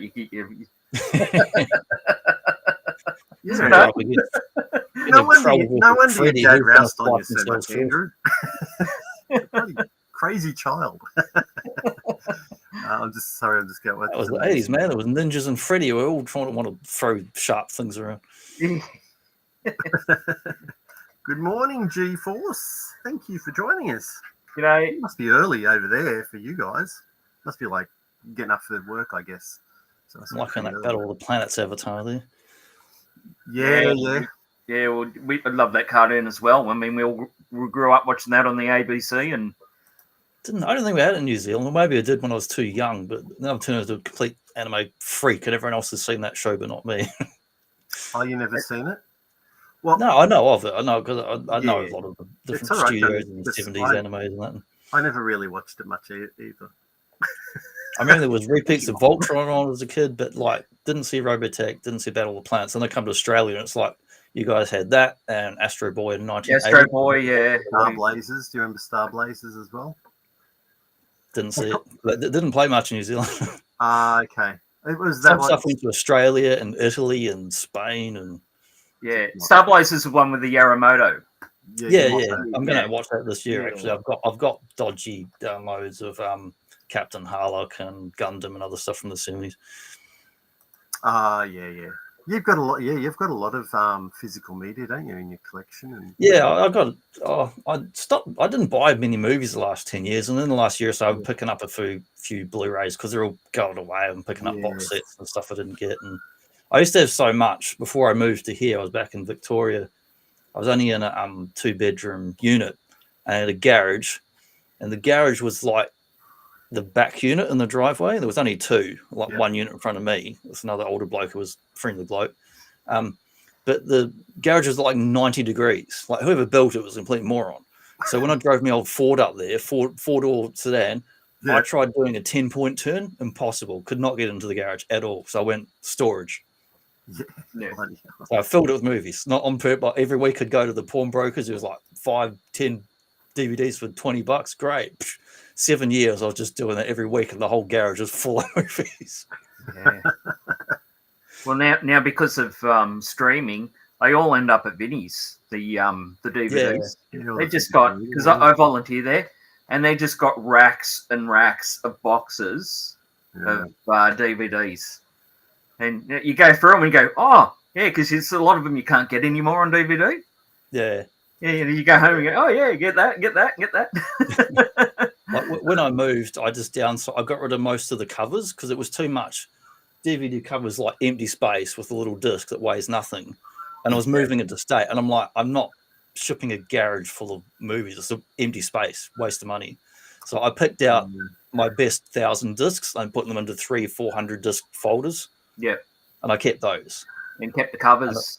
Kept the covers. I kept the inserts in a box, Yeah. but I got rid of the plastic covers, so I wasn't going to ship empty Yeah, space across the other side of the country. Yeah, I did a lot of that myself. Yeah. Yeah, you know, put them in the sleeves. So I kept my John Put the Wayne covers movies, in the an Clint A4 Eastwood folder. movies, and, you know, Rambo and Scarface. And Well, because so many of them, I mean, I know we've got a lot of streaming services, but you get dodgy edits and they go away without no notice. And correct. Yeah, 1 minute they're there, next they're gone, and then you well, for example, we'll talk Harryhausen. You may find the Golden Voyage of Sinbad free on YouTube, but even on streaming services, you cannot find a Ray Harryhausen film. I love them. I think I've watched, and all that. yeah, I've watched like Guanji and the Sinbad movies like over the last 12 months, probably about 3 times each. I love those Sinbad movies. Yeah, they're just absolutely Young Jane Seymour. Oh, that was a bit, it was a bit cheeky of Jane Seymour back then. I mean, was that pre? No, it wasn't pre. It was after James Bond. I'm not sure. Yeah, when was come on, Andrew, help me out with Live and Let Die. What year was that? 70. Live and Let Die. 73. Oh gosh. And then I think she was in Eye of the Tiger with Patrick Wayne, wasn't she? As Sinbad. Yeah, I think so. And that was 77. So it was, yeah. Anyway, that was a bit cheeky of Jane Seymour post James Bond. That made me think. So what's Nate saying? I remember watching a lot of Astro Boy as a kid, but can't remember a single episode. Yeah. I can remember it because I'm rewatching them again now. I've got the box set I've had for a few years because that was the second Astro Boy show. The original one was black and white in the 50s or 60s, and that 1981 is like the best version they've done with full color, more frames of animation. Have they done any Astro Boy animated stuff since that 80s? Yeah, they did one other one. It was around 2002. I have that as well, but it was very short. It's okay. It's not as good as the 1981. Because they released figures for that. Remember they re-released? I've got one. Yeah, they had a Game Boy Advance game because I actually had the game before I ever saw that show. Actually, I've got a Duna cover I got last year that was based on that 2002 version of the Astro Boy. Yeah, just because it was cheap. Because you don't get much Astro Boy merchandise in Australia, especially in Perth. It's probably big in Japan, I guess. Yeah, he's one of those icons. It's like a bloody Elvis or Sailor Moon. You're gonna find Astro Boy in Japan. Yeah, so that seems to be the way to go with DVDs, Blu-rays. They did a CGI animated film a few years ago, and it was actually American made, but it was actually decent. I've never seen it. It's all right, is it? Yeah, it was actually decent. It's enjoyable if you like stuff like Iron Giant. It's like enjoyable like that. Yeah, not as good as that, but that kind of style, that kind of whimsical style. Yeah. And I think Andrew's going to roll his eyes here. Sorry, Andrew. But let's roll your head. But he likes John Wayne as well. That's all right. I mean, my best John Wayne film, the one I used to watch love, was The Green Beret. Green Beret, Yeah, I mean... That was changing, I know, because there's just so much to cover, right? I know we've gone from here to here to here to here, but it's like when you get a new puppy dog, you just go, tell me. What's up, fine? How do you do, Pilgrim? Yeah, that's better than what I can do. But I love, I've ever since he was as a child, I watched his movies as a child, and I guess he was my hero. And I remember, he was my first big loss. Before I lost grandparents, I lost John Wayne, and I remember being in the kitchen, and my mum, because you didn't have internet or anything, obviously in the 70s, where it was all about news, and I remember him. It was big, it was really big news in Australia that he was in hospital and he was going to die. And when he made that movie, The Shootist, he had the cancer. Yeah. And I remember that news, and I was saying to Mum, he's not going to die, Mum. He's going to make one more movie. I'm going to think of a movie for him to be in so he won't die. And, I'm like, I was just like some child wishing that John Wayne would never die. And then he died. And then I remember crying. That's the first time I'd ever experienced loss. What year did he die? 79, that was. He's 76 was The Shootist, which was, It was a Like- Don like- Siegel one. Yeah, I thought that was one of his best roles, actually. I think it was just hit him really close to home, to be honest. Yeah. And someone, a He did some gunfighter. real, like, he had an amazing career, but like in Yeah. right through his 60s and early 70s, he did like heaps of great roles. Oh, for sure, yeah. I've got like, have you got like, and you know what? Like, it's really hard to find. I know because it goes back to toys, but that's kind of what builds that whole. You got nostalgia, so you go, oh, where's a toy of it? Where's it? And the only thing I've ever found of John Wayne is like some bobblehead, which someone I think gave me. It's a really big one. Now, didn't you have a doll? Didn't you have And a I've got the F&B one up here that was from. I don't know when that is, how old that is, or anything. Like, I can't get it down. I'd love to. I should get it down and take some pictures and put it up on Instagram. Yeah. The only thing I've got's one of those cheap metal signs that they print them on any kind of thing from movie posters and whatnot. And They just don't have much. They just don't have much stuff like toys. I mean, he's not really a guy that you'd associate with having toys. Well, if it was back in the day, it would have been one of those 12-inch G.I. Joe style ones. If you were going to make it like a John Wayne. Yeah. Oh, yeah, didn't That'd they be do sort that, of the Andrew? style to have it, and you could do your own sort of one or something like that. I don't think they did a John Wayne or anything. Unless I'm not saying they would put him in that line, but if you made a figure in that era, that would be the size and give him cloth clothes. I know what you're talking about. It's like hang on, the other one that where I'm going with this, don't you, Andrew? Because they did this. Well, Andrew's going to go and get it. I can't remember who made these 12-inch figures. Dolls. I can get it without breaking my neck. But Andrew will show you this one, and I think I remember seeing a John Wayne version of one. Yeah. So what they did these war dolls sort of thing came out, and they were sort of unofficial ones, like they did like Clint Eastwood, John Wayne and that. But it's like this one, Nam, but look who it is. Can you see who it is? Yep. This is Russell Crowe. So this is one some of these Chinese companies that do like they're like Dark Knight Joker and all that, where they haven't got the license. Yeah, because that's why he's called Russell on the front. Yeah, right. So they did John Wayne ones, didn't they? I think I've seen a Green Berets one. Yeah. So I think there might be something like that. I've kept on to this, hoping that one day I'll bump into Russell Crowe and get him to sign it.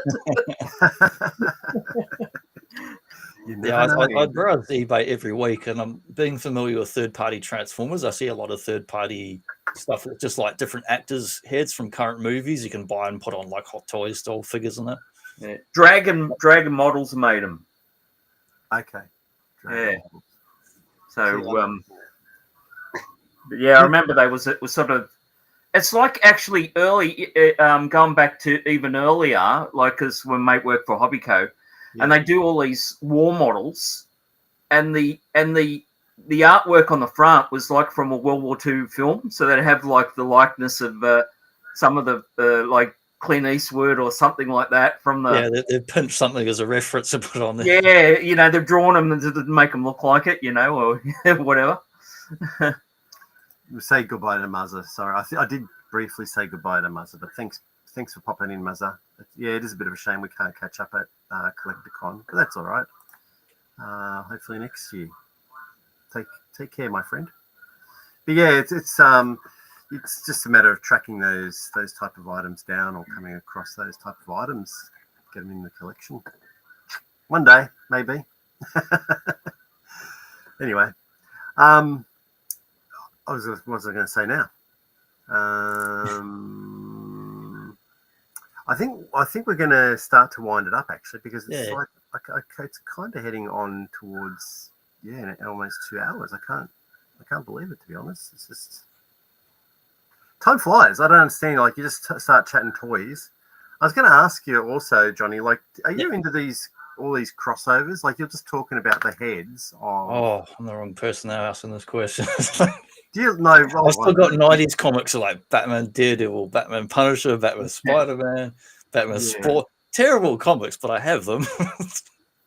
Okay. Do you have the Batman? Remember one of the first ones was Batman versus Predator? Do you have that? Yes, that was the first one I ever bought. I saved up 3 weeks pocket money with 15 New Zealand dollars. I used to look at it at the comic shop and crave and go, oh, this looks awesome. I got to get this. And it was too expensive. And it took me 3-4 weeks to save the money up. See, that's the same as me. I remember that being, I think it was in King's Comics in the city. It was like Prestige. It was not glossy paper, but it was the thing just below glossy paper, but better than the toilet paper most newsprint comics are on. Yeah. Oh, Scotty's going as well. Yeah. Okay. Thanks, Scotty, for popping in. I'm glad you enjoyed it, my friend. He's off to work. He's off to mutate. Yeah. If you do meet Russell, Andrew, kick him. Oh, okay.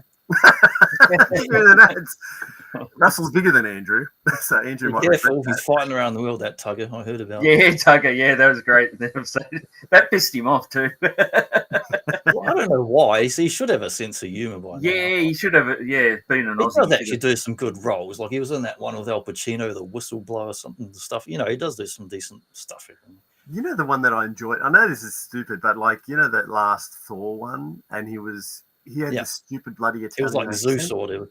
Yeah. Oh, and I was killing myself laughing in the cinemas watching that. Yeah, I could laugh. Like he was just taking the piss, and I just thought, like, this is, and he comes across like he's got a sense of humor when he does stuff like that. Actually, the what was it called? The Nice Guys with what's his name? Ryan Gosling. Ryan, yeah, and that's like one of those Shane Black written ones. Yep. Is that Shane Black from Predator? Yeah, who did? But he did. It's a very similar movie to the Robert Downey one. Like he did the Kiss Kiss Bang Bang. Oh, okay. Yep. It's very similar to that. It's very similar style to that one. Have you watched Predator, Killer of Killers? Sorry, the which? Predator, Killer of Killers. I know the original Predator. I don't know what Killer of Killers means though. Oh, okay. It's just like it's just been released on Disney. It's just it's an animated. No, I've not seen that. Okay. Do you watch all the Predator films, Johnny, or you just? I've seen all the films, yeah, and I've read most of the old '90s Dark Horse comics on that. And... Yeah, okay, because they've just released actually an animated one, and there's a Terminator anime thing out as well, like this year. Yeah, like on Netflix now. I think they got the new Predator Badlands, I think it's called, coming out as well. Yeah, I think that's a follow up to the other one with the had the Indian girl in the other one. Yeah. So it's a follow up to that. Yeah, but it's kind of I don't want to give. Do you want a spoiler? I don't care if movies are spoiled. Like I watch movies multiple times, and I've never cared about spoilers. Okay, well, at the end of Killer of Killers, so Killer of Killers means you're a killer of a predator because a predator kills. That makes sense. So basically, it's 3 stories, and they basically, if you've killed a predator, they grab you and put you into a storage unit. The scene at the end is very similar to Raiders of the Lost Ark, where they're wheeling him off. So anyone who wants to see it, I'm going to kind of tell you the end. Anyway, as they're wheeling one of the survivors back into cryogenic freezing, they go past one standing up, and it's the girl from Prey. So they've obviously gone back and caught her and put her into cryogenic freeze.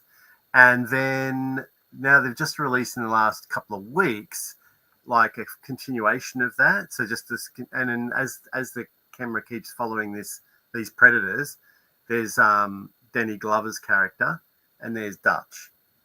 So they've gone back because they've obviously killed predators. Or it could be Dutch's brother who looks just like him. So it's interesting. I guess it's good that they recognize those characters. I mean, they're never going to make films with Danny Glover and Arnold Schwarzenegger again, as in the Predator franchise. So it's interesting to see where they're going to go with this, I suppose. So. Yeah, well, I think they offered Predator 2 at some point. Arnold had the option of being involved, and I think he read or had a look at some of it, went, nah, I'm staying out of that. Yeah, it's too late to bring him back now. He's too old. You could probably, I guess, if they did do the animated one with his character, he could voice it. Yeah, do a voice. Probably the best they could do. So, but anyway, that's all right. What's this? Fighting Around the World. Yeah, that's right. Fighting. That's from South Park. Okay. Tugger. Okay, sorry, I don't watch South Park. I don't watch it either. I've seen like probably No 3 wonder. episodes in 20. When Yeah. it was first on, I watched it, but then there's been like 3 episodes in 20 years. It's like Tugger and Shin Pokemon and the 1990 something man who like comes out of being frozen. Do you watch South Park, Johnny? No, I don't. When it was very first ever started, I did, but there's been Yeah. a few notorious episodes like the Crocodile Hunter episode and the Russell Crowe and stuff like that. See, Andrew, he's nodding. Andrew just that and the Simpsons. Andrew's is just Simpsons, yeah. That's a point. Simpsons, yeah. Before we go, I picked up. I wasn't going to, but I did. The Simpsons. Oh, really? Wait a sec. Yeah, I just saw that in Kmart this week. Yeah, Oh, wow. It's quite nice. they're 3 3/4. Yeah. So I'll take it out. I'll take it out because I wanted. I wasn't going to get them because I've got the Playmates ones. You know, the interactives. Oh, yeah, they're the interactive. Is that the Is that interactive? the new one as well? No, that's the new current ones. I used to have the Playmates ones years ago that had those foot chips. Yeah, things, but I got rid of them a long I've got time ago. them. I've got a big collection of those and the play sets.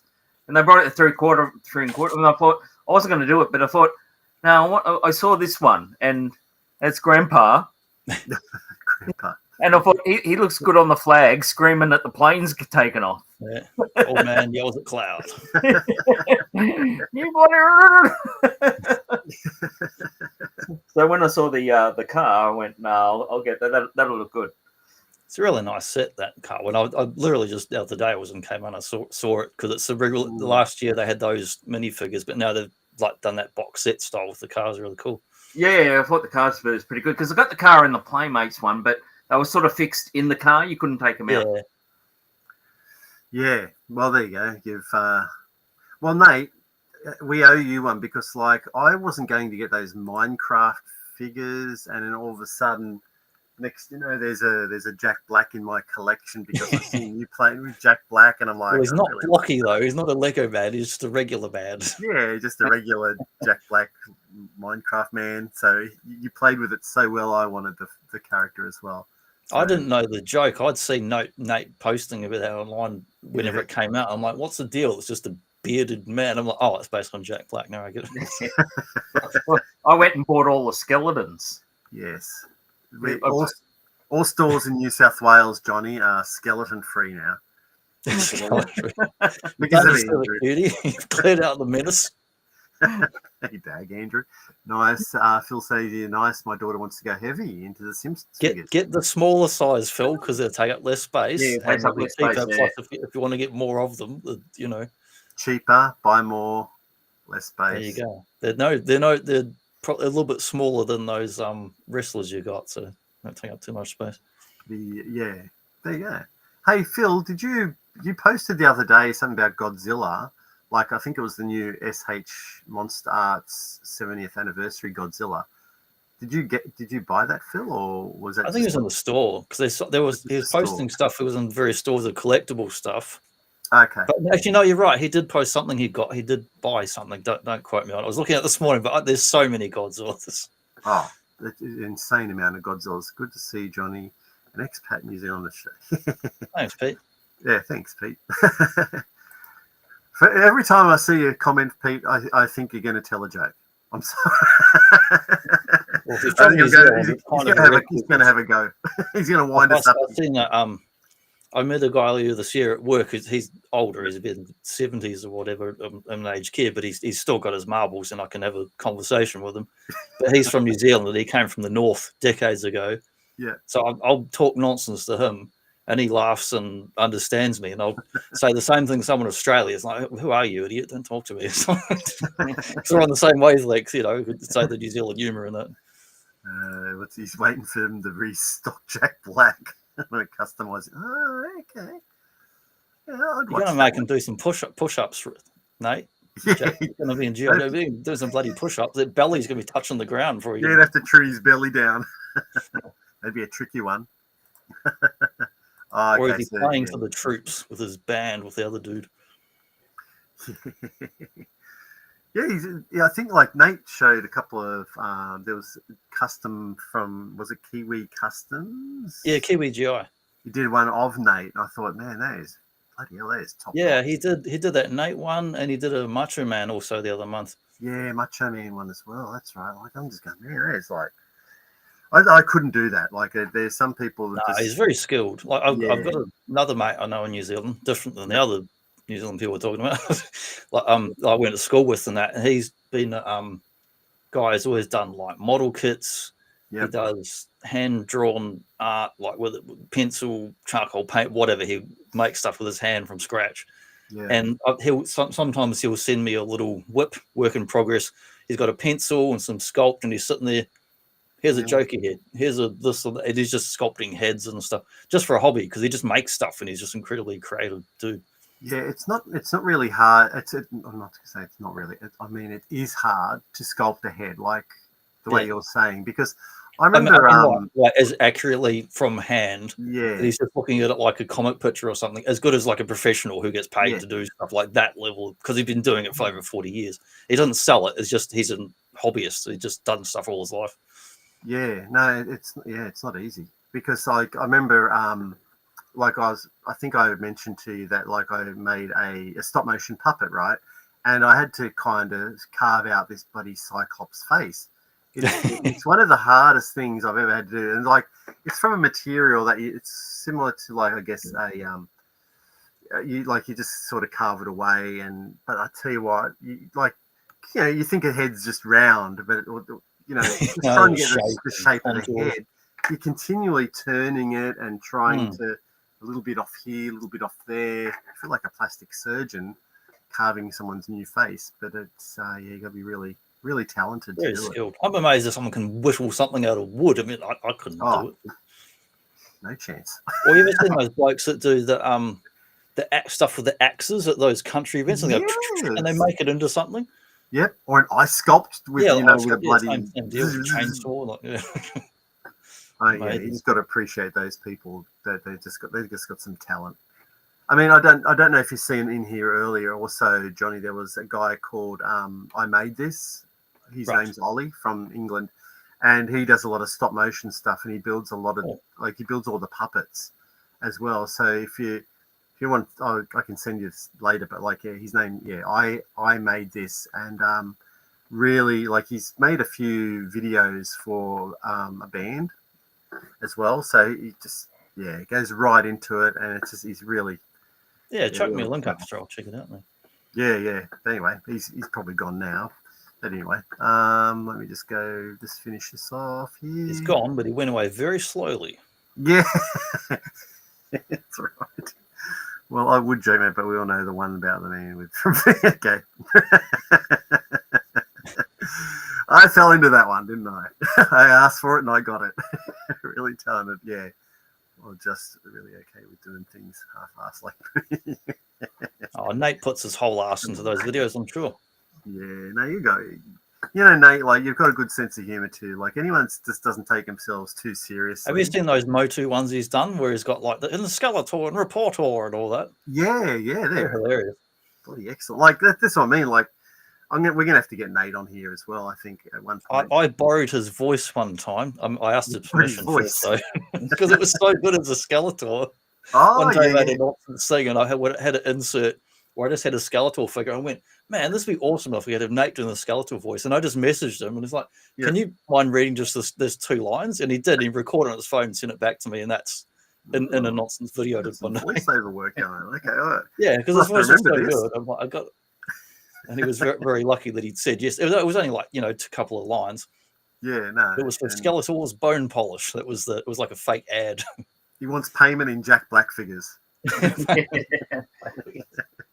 Hopefully, Nate, we'll get to see you on the 24th as well at Collecticon. Hopefully, we're not gonna force your hand, but it's always good to see you, mate.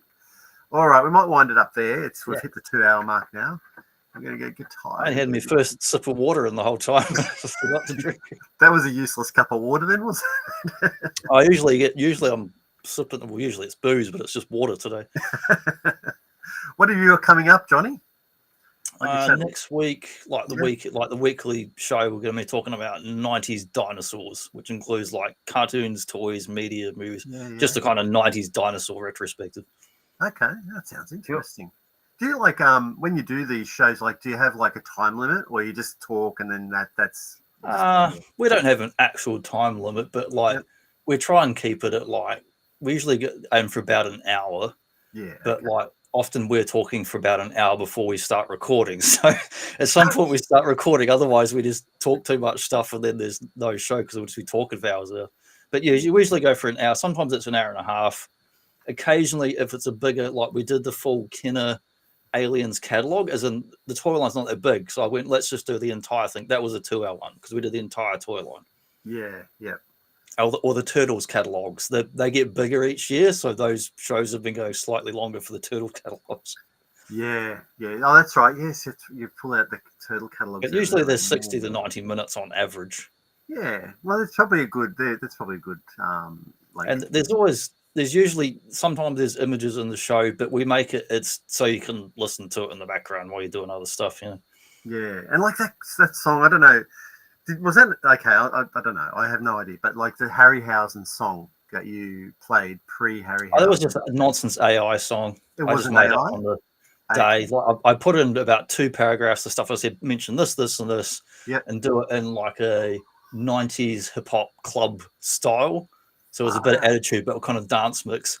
Because I just wanted to mess with Goji trying to badger. Instead of playing the usual show intro where it's just Boba Jo showing some music, like some synthwave music, it comes on and it specifically mentioned Harryhausen and Goji Trod and Epic Badger. They're sitting there watching it. I was like, try not to laugh because they're in those little windows, you know, as the clip plays. Well, like, how's he doing this? Like, I just did it to mess with it. Well, this is where you lie to me and just go, actually, Matt, like I went into my studio and I just pulled a song out of my ass and no, I just went on. I just typed a prompt. I typed a prompt on the website and it did the work for me.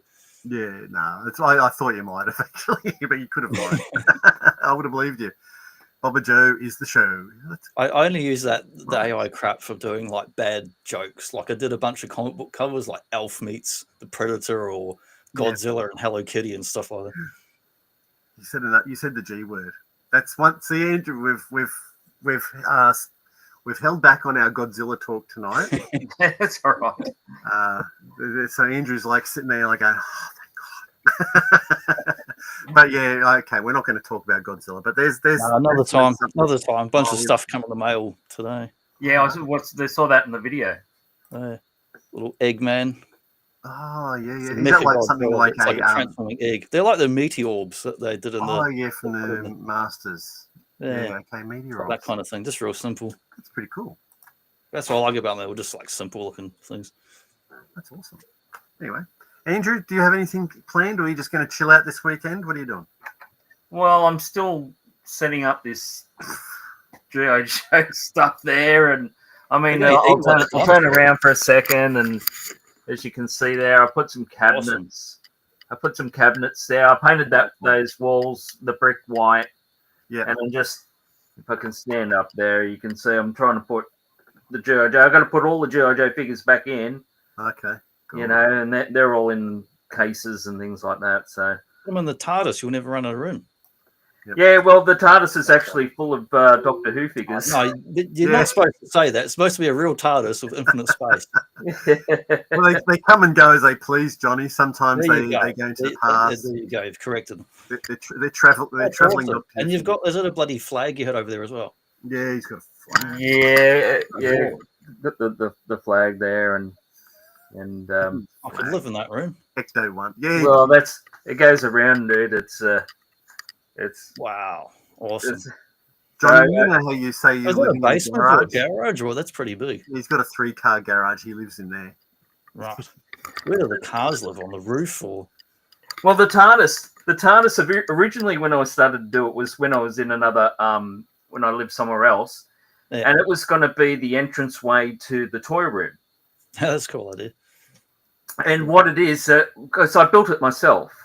And I assume you did. It's just like wood in that, or yeah, just wood. Yeah. So and I went off. There's a TARDIS makers thing in England, and anyway, I got one of the original lamps that the BBC used when Matt Smith was in, and they got it from an online electrical store in Copenhagen or something. Nice. And so what I did was I bought it from overseas. And after that, I thought I'd get a spare one. And anyway, the BBC had bought them all up because they broke them all the time. Making their shows. How dare they? I haven't put it up there. It's in another room. It's with the light, and I just haven't put it on top there. That's awesome. I was going to say the other reason that the TARDIS is not the entrance, and not to be rude, but like we all get a bit older and a bit bigger. And like, can I get through the door anymore? Am I going to have a normal size door? I just thought it was too good to leave outside. Yeah. Oh, yeah. Plus, it would rot the wood. I would assume eventually the Victoria. Well, it's actually it's top grade H3 marine line. There you go. I was impressed you had a flag just casually over there, but then you've got homemade TARDIS because you made it yourself. That's awesome. Well, it was one of the few things I could actually do, because I used to be a fitter and turner back in the day. Oh, wicked. I'd love to have a Metroplex. Like some people have made a Metroplex from Transformers as a shelf where it's got empty spaces and it's actually a whole wall and it's a shelf. And it's just a bunch of cubes and boxes, so not complicated to make. Probably just the head's the most complicated part. It's been. I mean, I've got one set of windows on the other side to finish. I've just never done it. Finished the windows because the glass is actually it looks like the glass from the TARDIS, but it's actually the diffusers from the old fluorescent lights that you see in your offices and things like that. Oh. And it just looked perfect. It was perfect match for the glass and things like that. So if that was my display, I'd have like a dummy rack stand with just the hat and then the big long scarf would be like, that's my top dude.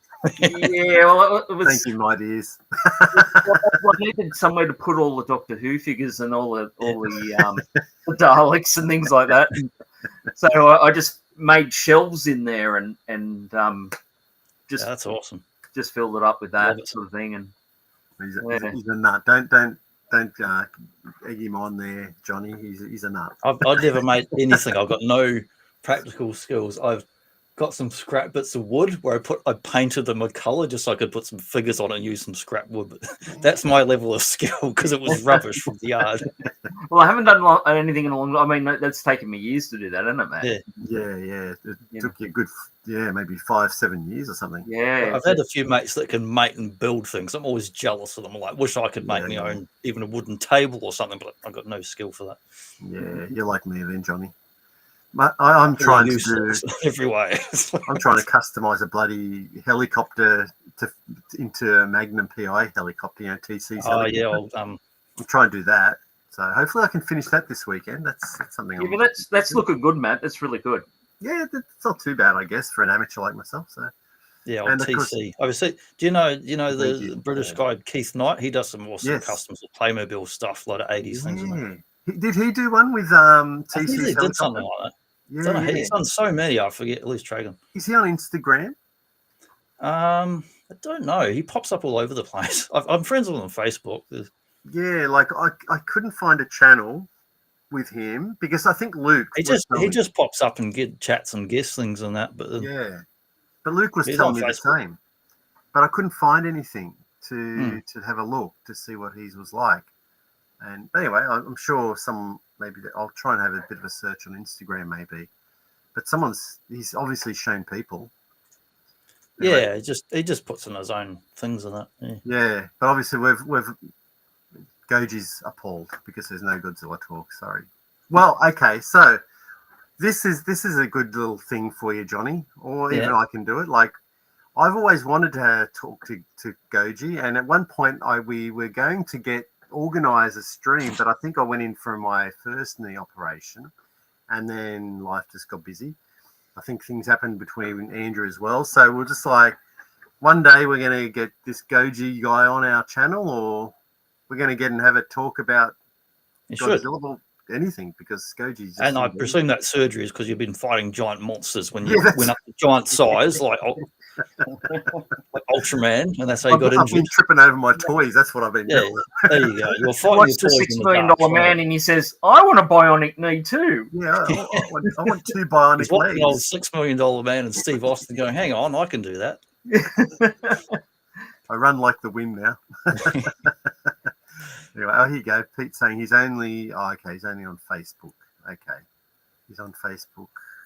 What's he saying, Keith? Okay, I'll have to look him up on Facebook, or unless someone maybe He's done you can wicked stuff. send me a link or something. I don't know, via Insta. That'd be awesome.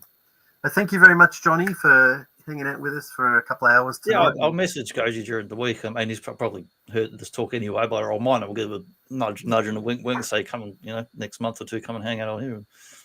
Can't wink. We appreciate As it. good as a wink to a blind Mecha Godzilla.